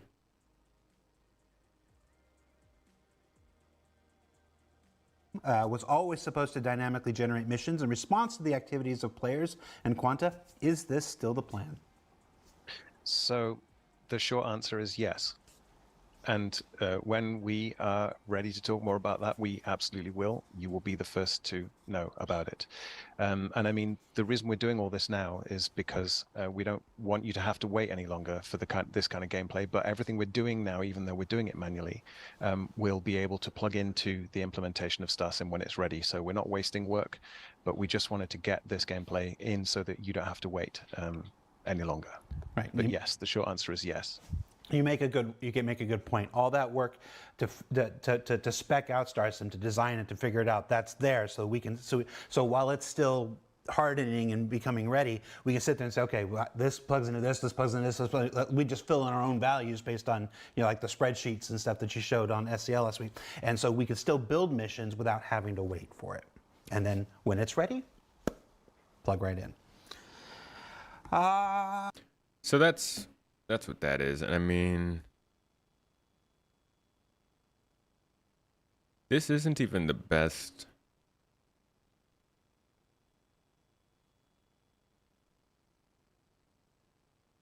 This isn't the best video to hear about that. That would be building a dynamic, I don't know, universe, I think it's called. Fills up all of its warehouses. It can't take any more. Therefore, So this talks in depth about like how this would create supply and demand in the game and create hauling missions and obviously piracy missions. And, you know, I'm wondering how, or if I think they will factor player bases into this system and allow you to have the factories and stuff that are making this stuff. That would probably be something really, really key to say at CitizenCon this year. I think that would be one of the biggest things they could possibly announce at CitizenCon this year, is go back into StarSim with this kind of a demonstration, talk about how different locations in the game will handle different parts of the supply chain that make up the economy, and then link that back to the base building that they're obviously trying to focus on, and talk about how our bases that do our manufacturing and crafting and shipping can factor into that economy as well. so let's go ahead and add the factory to Hurston.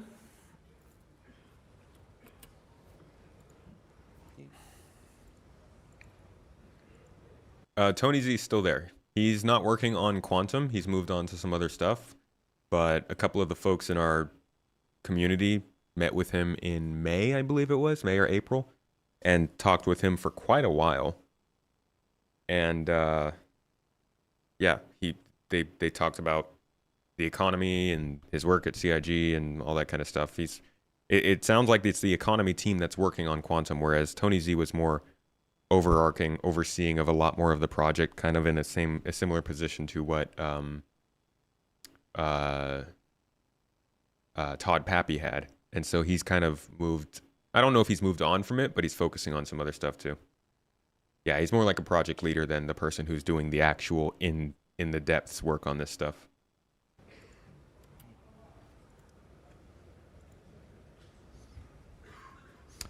You got to slow it down. Oh, going too fast there. Slow on down. And so once again, you see the economy spring to life. And so now you've actually got two different tiers going. The factory. Let's go ahead and open up the factory. The factory, just like the refinery, needs workers in order to build these power plants. It also needs refined aluminum. So now you've got multiple things going on. The factory is willing to buy refined aluminum. Someone has to transport that aluminum from Crusader to Hurston. So some of the quanta are basically working, they're basically working as freighters to move that, to move that product from one location to another. Some of them were working at the factory on Hurston. Some of them were working at the refinery on Crusader. Some of them are heading back to Delamar to actually do more mining. So you've got an entire little, economic cycle going here. However, it's going to wind up coming to a dead end here. Let's go ahead and accelerate it again. So we have to fit into this in some little ways. I mean, I know it's 90 to 10 in terms of how many players and NPCs are making up the balance of this out of 100. But, we have to be able to have a place in this. Eventually kill off the miners. And you can see there that the inventory is still building on the aluminum, which is why there's still some activity. There's a lot, yeah. But as soon as it's done, it starts flatlining, so you see that the inventory is capped out. Yep, and now they're almost done. The factory has basically got, it's got all it can handle. The refinery has all of all it can handle. Therefore, the entire loop, draws to close again. So let's add one more node. Let's add a shop that sells power plants to ArcCorp.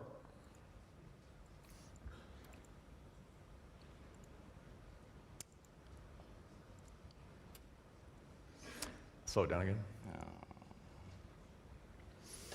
And so now the loop is a bit more complicated. The shop is it's a retail shop. It's looking to sell power plants. In order to do that, it needs to be able to buy them for one price, sell them for another. So it adds its markup on, and it, just like the factory that requires transport of the refined aluminum from Crusader to Hurston, it needs the power plants transported from the factory to it. But so yeah, I'm assuming things have changed quite a bit from this. I think they're still trying to do something like this, but this is a long time ago. This is 5 years ago.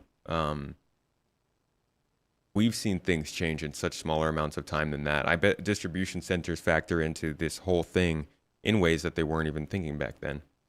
And so there's no real knowing how it's all going to work exactly. But that's what they're referring to when they're talking about this stuff here, when they talk about Star Sim and all that stuff. Sometimes you just have to kind of go, yeah, we know. If we don't, we'd all be depressed, right? Yeah. Gotta have fun to make fun. So just take it as us being like you. And we understand it. We're aware of it.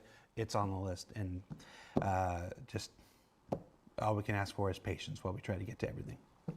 All right. Continue with whatever we were talking about. I've forgotten now. Player context. Nice to see that they aren't trying to reinvent the wheel for once. Yeah, there is part of it where they are. And that would be... Fills up all of its... That would be the virtual AI. Irrelevant during that period. So the reason we don't necessarily call the whole thing economy is because quantum simulates the whole game, not just the economy. And a big part of that is the air traffic virtual control service AI. that's required for server meshing, to the NPC scheduler that will enable dynamic populations, to the virtual AI service that is necessary for the next major feature I'm going to discuss. Star Citizen's AI architecture is broken up into 3 distinct levels. The high-fidelity characters that you see in the game execute subsumption logic on a server, and this is far and away the most computationally expensive of the 3 types of AI. It's got a similar sense-think act cycle as the other AI, but because you can see the NPCs as they execute their tasks, there's often little to no potential for cheating or simplification. Something as simple as sitting in a chair. Some Night Scar. A lot of item searching, animation, raycasting, collision detection, and more. This is a problem because in Star Citizen we're trying to simulate entire solar systems, and we can't afford to execute this kind of expensive logic for tens of thousands of characters that players can't even see. So we do what many games do and temporarily suspend any AI that's not in proximity to a player.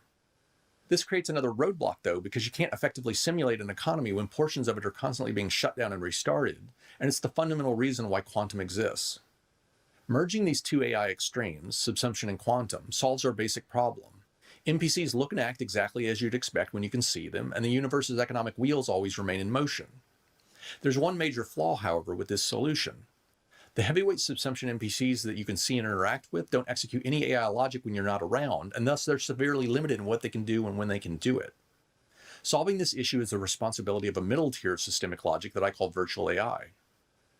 Virtual AI allows virtual NPCs, VNPCs for short, to seamlessly transition back and forth between the fully realized and physical world of subsumption and a far more efficient intangible back-end ether where they retain the ability to interface with elements of the systemic architecture just like a player. This technology is going to unleash a lot of new and exciting gameplay, but it's going to take more than a few sentences to properly explain what I'm talking about, so let's walk through it all in more detail. Okay. So basically, the idea is that you have AI that they're simulating things going on. Think of the Shadow of Mordor system. Remember back when that game came out and you'd have bosses that you could fight? Those bosses would remember you and they'd like keep a personality amongst them that would always be referenced when you ran back into them. It's basically what virtual AI is, but it happens across all parts of the game. So like this example, they basically run with a pirate who is committing crimes and you are bounty hunting them and like shooting them down, and they're racking up a system basically. And this is like one of the more important parts of Star Citizen. It's definitely one of the most important parts of the bounty hunting game loop, and also probably a lot for piracy. Recap what makes them so different. VNPCs always execute some form of AI logic, regardless of whether or not they are in proximity to a player. Virtual AI is extremely lightweight and computationally efficient, stripping out all of the expense related to visuals and unnecessary details, yet retains the full ability to interact with the game in the ways that truly matter. Basically, while they're doing all the things they're doing, they're not actually rendered in the game doing them. It's just running in the background. The game is just running simulations of AIs running into each other and shooting at each other, picking a winner and saying, okay, this person killed that person. Now they have a higher bounty on them. Virtual AI executes within a backend service and can thus easily be scaled and doesn't put any load on the servers. VNPCs can seamlessly transition back and forth from lightweight backend-driven AI entities to full-blown subsumption-driven NPCs, and are thus indistinguishable from an NPC that really did execute expensive subsumption logic all the time. Lastly, VNPCs gradually build up their own unique histories as they live out their lives. They evolve. Okay, so back to the example. Once the player gets close enough to Port Olisar, that area is streamed into existence, loaded onto a server, and the NPCs initialized to resume whatever they should be doing at that time of day. Now I'm going to introduce a VNPC pirate near the player, and they're going to immediately attack. After a few moments, the VNPC comes out ahead in this battle, and the player is killed. Because their crime was committed in range of an active comrade, it's recorded in their character history, along with the time and location of the felony. An upcoming tracking app will allow you to access information like this if you've registered with the local authorities, so that the digital footprints players and VNPCs leave behind can be tracked. This VNPC's name is Dragon, and since they're now wanted in this jurisdiction, the comrade has affixed a real-time marker to his position. With the only player in this area dead, the server now streams Port Olisar and the comrade out, but as I previously noted, VNPCs aren't destroyed like a regular NPC created from a probability volume, and their logic isn't suspended like an NPC at a landing zone. Instead, VNPCs simply transition from their physicalized state, where authority over their actions is controlled by subsumption logic executing on a server, to their native ethereal state, where their virtual AI executes on the back end. Dragon now begins to exit the area, and the comrade continues to track his position until he passes out of range, at which point the real-time information converts to a last known position report. He's decided that he needs money and he's a bit risk-averse, so he elects to head all the way out to Yella, where there are quite a few transport freighters carrying valuable ore and little in the way of security. Okay, Dragon has arrived at Yella's asteroid field and has now crossed back into range of another active comrade, so his real-time position is now once again being reported as indicated by both the character history and the tracking marker. There aren't any players in this area, and thus none of this is streamed onto a server. Everything you're seeing is a result of a variety of different services communicating with one another. VNPCs trigger probability volumes just like players, and Yella's shows that there's quite a bit of freighter traffic in this area. So Dragon won't have to wait very long before he generates an encounter. There's one. Dragon just caused the creation of a freighter, which itself becomes a VNPC so that it can react to what's happening via its own virtual AI. Dragon now engages the freighter. He starts firing on it. He's still within range of an active comrade, and thus this latest crime is added to his character history. He's now wanted for both murder and piracy, and the bounty on him just jumped from 6 to 10,000 UEC. Increasing the size of their rap sheet and the price on their head is one of the simplest forms of VNPC evolution, and over time we'll look to add additional ways for VNPCs to grow and increase their influence, from recruiting followers in an attempt to become a shipping magnate or a crime boss to offering their own missions. The captain of that freighter isn't going to surrender so easily. He's broadcast a combat assist service beacon that players can choose to accept, and he's offered a 3,000 UEC reward for his protection. Unfortunately for him, he's pretty heavily outmatched and he's quickly destroyed, causing the service beacon to expire before anyone can come to his aid. Bits of information like this are fed back to Quantum, and in sufficient quantity will cause all sorts of things to change. How much security patrol missions in that area pay, what transports that have to travel through that area will demand as a risk premium, and how much a ship in distress will offer for someone to come to their aid. Okay, so I'm going to skip up over this and go to probability volumes, because this is actually also, this is something that's kind of in the game already in some small ways, but this is a really interesting sort of indicator of how they talk about these hotspots, right? They talk about places where you know you can go and run into combat, or you know you can go and you can do piracy and stuff like that. And this really lays it out in terms of the probabilities and all that kind of stuff. Give this one a listen, and then I'm going to go back to the other video we were watching. Blue are inversely related. All things being equal, if you increase the amount of security, you'll get less piracy, and vice versa. Security tends to congregate closer to the landing facilities and dissipate as you get farther out, and thus piracy tends to gradually increase with distance. The three different graphs here are red for pirates, green for traders and like cargo haulers, and blue for security. Obviously, the higher it is, the more likely you are to run into something of that unit. So you can see really small here, it says you're at this very, very, very close area to Port Olisar. You are 17.87% per minute likely to run into a cargo hauler, 13.03% per minute likely to run into a security person, and 0.47% per minute to run into a pirate. And that's basically, that changes based on a whole bunch of different variables. The likelihood of an encounter is represented by the height of the curve at that distance. Notice that the chances of running into a freighter, the green curve, is pretty much constant because once a ship has decided to make the journey to or from Port Olisar, it's committed. They've already decided whether or not the risk is worth the reward of traveling the full route. I'm now going to... Space game, bro. That was the... So the point of the virtual NPCs, as he was saying here, was that they use virtual NPCs because they don't take any sort of load on the game to render and compute actions. It's just numbers in the background running. So it's able to be a lot more, it's a lot more lightweight because they're not actually AI in the game. They're AI somewhere in some server running some numbers to get a probability volume or a probability of something happening, and then they're able to compute that happening. And then when a player goes within the proximity of that NPC, then they can load in the actual NPC so that these AI can be doing stuff in the background but not actually be taking up as much load as a normal AI would be. And that's probably a big part of why you need server meshing running first before you can simulate all this, because this stuff is going to happen on different servers and need to be loaded in by you when you transition into that server area. Activate the lockdown phase of this event, which is going to crank up the amount of piracy in the selected area and overwhelm security. The red curve, piracy, now has a much larger average height, equating to an increased encounter probability, and because pirates now greatly outnumber security, the curve pushes in much closer to the landing zone. The criminals are emboldened because there's no longer sufficient security to deter them. The blue curve, security, looks identical, although Quantum will, over time, start adjusting the economic levers to gradually increase the amount of security to combat the threat. I think this situation actually is what ended up becoming Ninetales Lockdown and eventually Blockade Runner. Offering greater rewards. Increased piracy has had an immediate impact, though, on freighter traffic, which has dropped precipitously. This means that the local economy will start to seize up.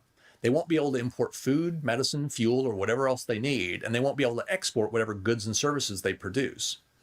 All of these knock-on effects are only possible because designers will now be able to nudge the economic gears in proper systemic fashion. Let's test one of these knock-on effects. Now that we've adjusted the encounter probabilities, let's see what that does to quantum travel in the area. I'm going to once again bring up a game client, this time so that we can watch an Avenger Titan jumping to Port Olisar. This is a short jump and the chances of interdiction would typically be very slim. Now that we've injected a much larger pirate presence around that location, however, that's no longer the case. We got ejected from our jump as soon as we got within range of those elevated pirate probabilities, which means that getting to Port Olisar just got a lot more difficult and time-consuming and will remain that way until the threat is addressed. We're now to the point where we can allow programmatic modification of these data structures, and Quantum will soon start adjusting these automatically so that all sorts of things within the universe start to ebb and flow. What all of this really means is that even when you know that you can buy medical supplies dirt cheap at one location and sell them for a hefty profit at another, we can finally start to adjust some of the systemic elements to justify the disparity. In short, if you wanted to take advantage of Port Olisar's elevated prices right now, you'd have to fly the last mile at conventional speeds, and we'll probably see quite a bit of combat. That's going to drive up how long it takes you to make the run. You're probably going to burn quite a bit more ammo and require more repairs than would otherwise be the case, and you might want to think about recruiting some armed escorts to help you through the dangerous areas. Once the risk abates, once players in Quanta have dispatched enough of the pirates so that travel within this area returns to normal, you'll be able to much more easily deliver medical supplies to Port Olisar, but of course that increase in supply will quickly shrink the price differential. Now let's take a look at how each server... So this is just going to look at how dynamic events run. There's so many missing parts to this game that make these things make more sense, and I feel like that's what we get also when we look at the way they're adding small things to the game, like the missions we run right now. Like, there's no need to refuel. There's no real need to stop off at space stations all that often when you're running cargo runs or taking long-term missions, and that makes things feel just a lot different than they're gonna be, you know? It's like something as simple as when you start your game, almost every time you start the game in this, you're starting from a hab. A lot of you, I'm sure, live out of your ships, but a lot of people start from their habs, and so they take the game as being a lot slower to start up because they don't start from their ship. You know, you could start from your ship and run a mission within a couple minutes, whereas you start from a hab, it takes like 10 minutes to get going. And there's just so many little things like that that I think make this game feel different than it's supposed to. So this is going back to the economy, because I think he actually just made a comment about the economy and how they need to do work on it. See if I can find that part. This is some good commentary on it.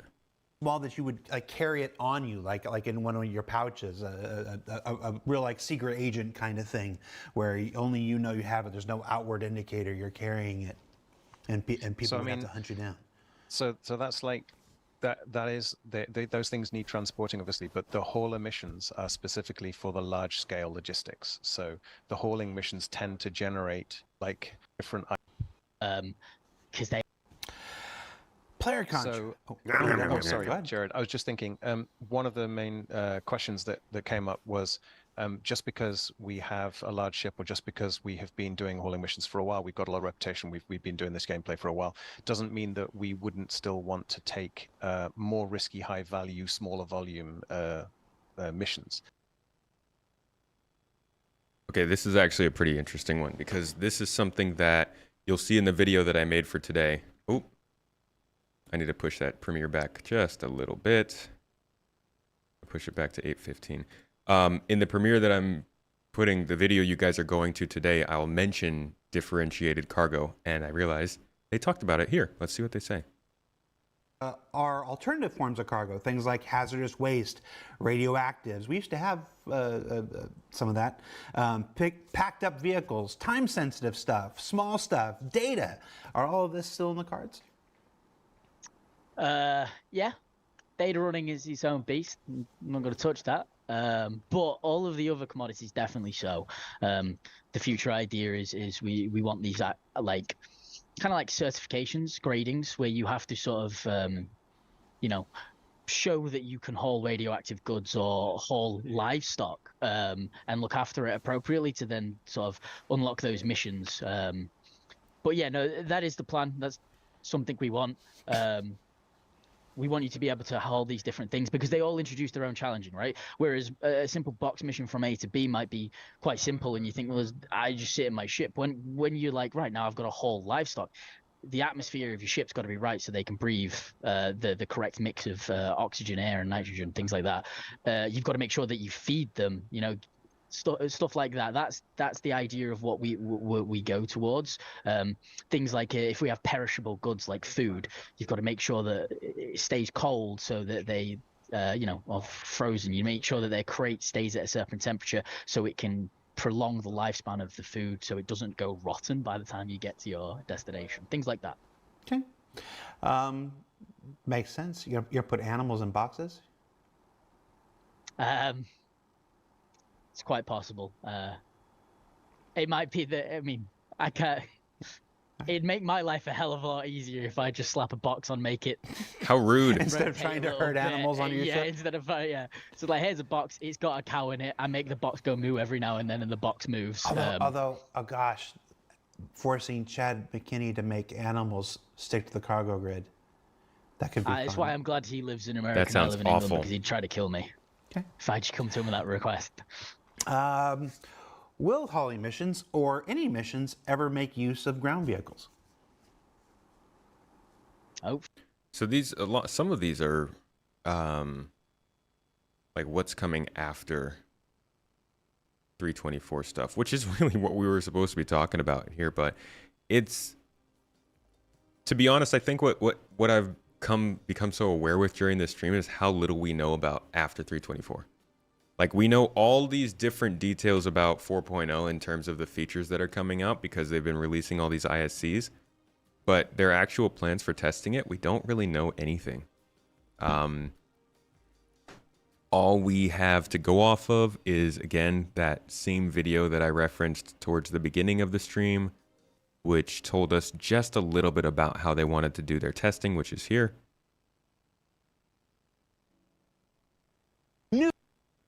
Microcosm in just the first 6 months.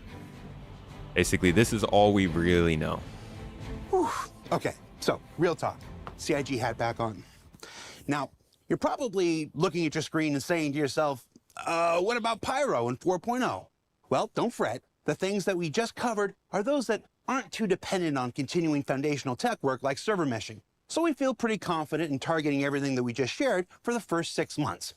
But when it comes to something as enormous as the complete Pyro system in Alpha 4.0, What's up, Ethne? well, that's where the new preview channel comes into play. Now, that said, Alpha 4.0 is currently targeting a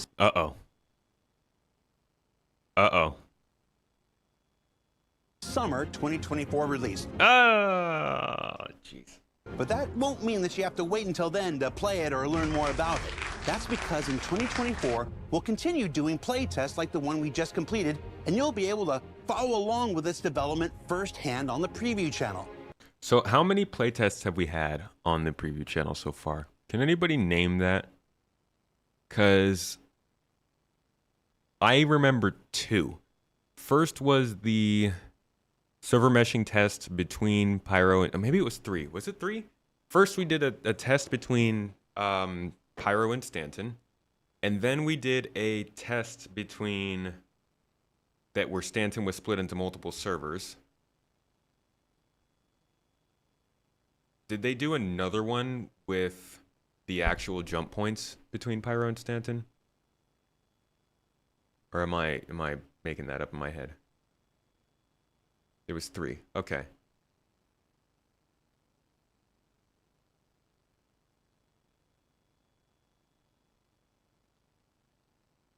Yeah, there were 2. There was Stanton Pyro tests, and then there were just Stanton tests.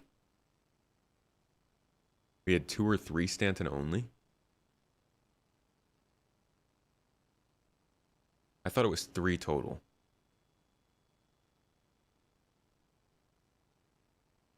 I can't remember, but I feel like they haven't done much preview channel, which is kind of, I thought, what was going to give us a better idea of what was going on with 4.0. That's the planets, moons, space stations, settlements, and outlaw lifestyle that comes within the Pyro system, but also an entire host of additional new features, content, and quality of life improvements like, oh, I don't know, fully functional jump points, the new quantum travel system, new vehicle HUD and MFD work, resource management, hacking, and much, much more, all being worked on in tandem. Those weren't on the preview channel, which has bummed me out. Hacking has been such a missing... Hacking is starting to feel like salvage to me. Salvage was delayed so many times, but at least with salvage, we still heard what the heck it was. Hacking has been, like, ghostly. It's weird. The preview channel will let you and us test 4.0 together while maintaining the stability of the persistent universe with all those other great additions we just discussed. And then, in the summer of 2024, 2 become 1, and we can avoid that thing that didn't quite go the way that we'd hoped. Yeah, I wish we got an update on this and what the plans were for. But that's just my anxiety speaking now, to be honest. 324 is out, so I'm literally sitting here with my head spinning, thinking like every single day, just like, okay, what comes next? What comes next? What happens now? What comes next? Because it's so up in the air. Like I said at the beginning of the stream, we just don't. We have no precedent. We have no real message on what happens from here on, besides just that they want 4.0 out in the quarter 4. And yeah. Most SC features are starting to feel like salvage. I'll say this. I think they've now released most of the features that they said they would from CitizenCon. No, not most. 27 out of 56. So it's still, it's 48%. They have released some of the features, but not enough. Not enough, I think, to be convincing. Yeah, it's almost half.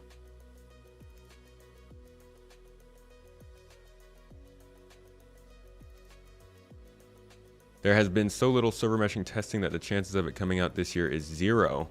Your guess is that they will launch 4.0 with some kind of server meshing light version and try to do the real thing in 2025. No way. I think the chances of that are 0. They're working on a timeline that's so much longer than a year. Like, people, they could delay server meshing another year, and it's still small on the timescale they've been working on. They announced server meshing in 2016. The idea of them working on it for 7 years, and then at the end of that 7 years being like, oh, it doesn't work, let's delay it one more year and release a half-assed version, I just don't see that. I think they would just prefer to delay all of it and release all of that at the same time. Like, they don't need to have all of these other features for 4.0. If they wanted to. Fire hazard, charge and drain, life support, engineering, multi-tool additions, fire extinguisher, the new space cow, the character customizer, like none of this stuff needs server meshing. They don't have to release some version of server meshing for that to work. The Zeus's, MFD reworks, the Polaris, all of that could come out without server meshing. They don't need to put out some kind of halfway version or light version if they're going to miss it. Just delay the patch itself. Getting too much path testing in the PTU, which is missing a lot of issues that we don't see until the patch hits the PU. Or referring to the state of the features. I see. Q4 financial year end. Jordak, thank you for gifting out that membership to Dark-Sided Gamer. Appreciate you.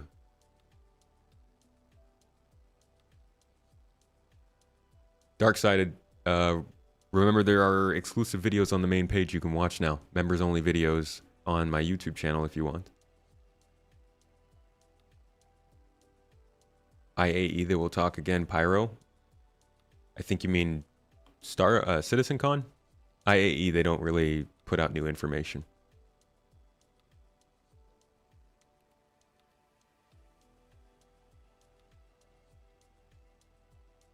Why do they need a ton of tests to begin 4.0 server meshing? I don't really think they do.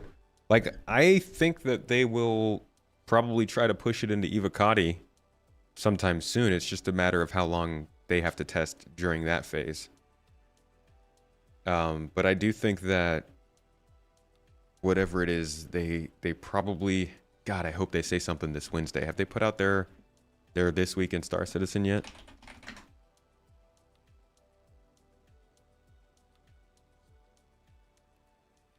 They have not. They always do it after I go offline here. Do you think we've learned from 3.23 it will be best for them to not force themselves to slam a single patch with 100 features, especially for server meshing, since it's something we've been waiting for so long? I think they should do server meshing in Pyro for 4.0 as much as I also want the other features. I'd rather they get them in and working properly.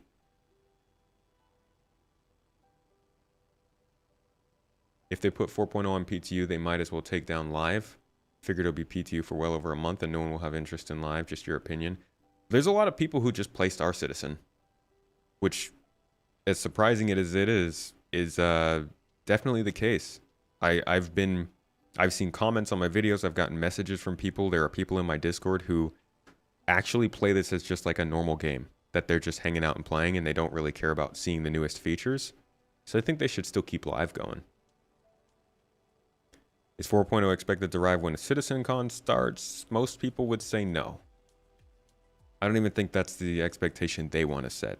It's possible, but it's not likely. Abdi! Labor Day, so they might not do it today. Oh. Get somebody in Manchester to do it.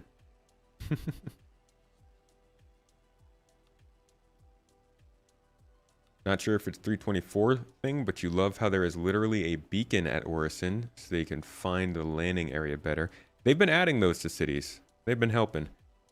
Yo, Taryn, thank you for the weekly pizza biddies. Appreciate you coming in with the support on Twitch, dude. And Fox, thanks for subbing up. 12 months now. 12 months. You've subbed longer than CIG held on to their CitizenCon promise. Ah, jeez. That's the video I've got coming out soon. In fact, let me make sure you guys are headed over there when we end this stream. I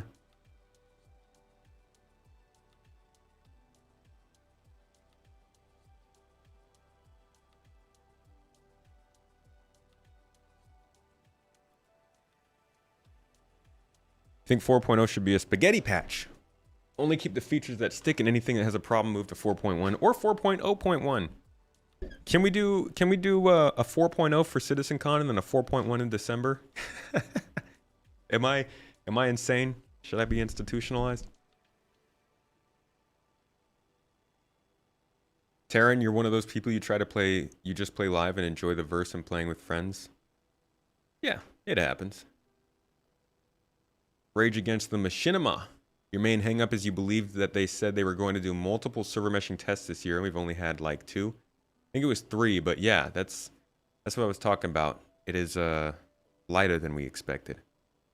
When is the next cooking stream? Wednesday, I believe. We are going to do something on Wednesday. Hopefully the tapioca stuff gets here so we can do the pad thai.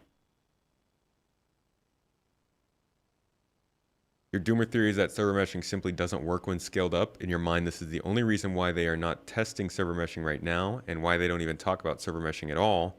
Really hope you're wrong, though, and would love to see CIG make a fool out of you.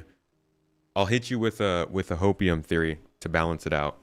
Server meshing is working so well for them that they don't need to put it in the preview channel, and they're just going to push it straight to Evocati.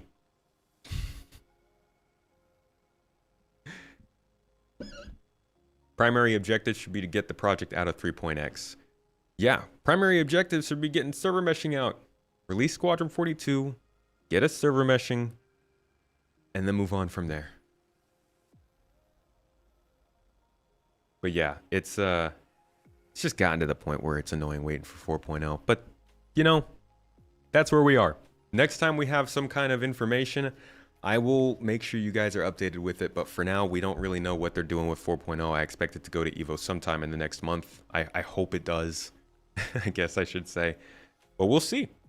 Either way, thank you all for joining me today. I'm bounce off for now. I'm going to push you all over on YouTube to my video that's about to come out. I will drop it for you guys in Twitch if you'd like. You can also head on over there. This one's going to be about kind of what we talked about today. The rest of the year, what their chances are of meeting their new goals, and all that kind of jazz. I hope you all enjoyed the stream and had a good time, learned something new maybe, and have a wonderful day elsewhere. Otherwise, where are we going? Let's go to Tom. All right, everybody. Have a wonderful day. Eat something you love, hug someone you love, do something you love. And I'll see y'all in the next one. Bye-bye.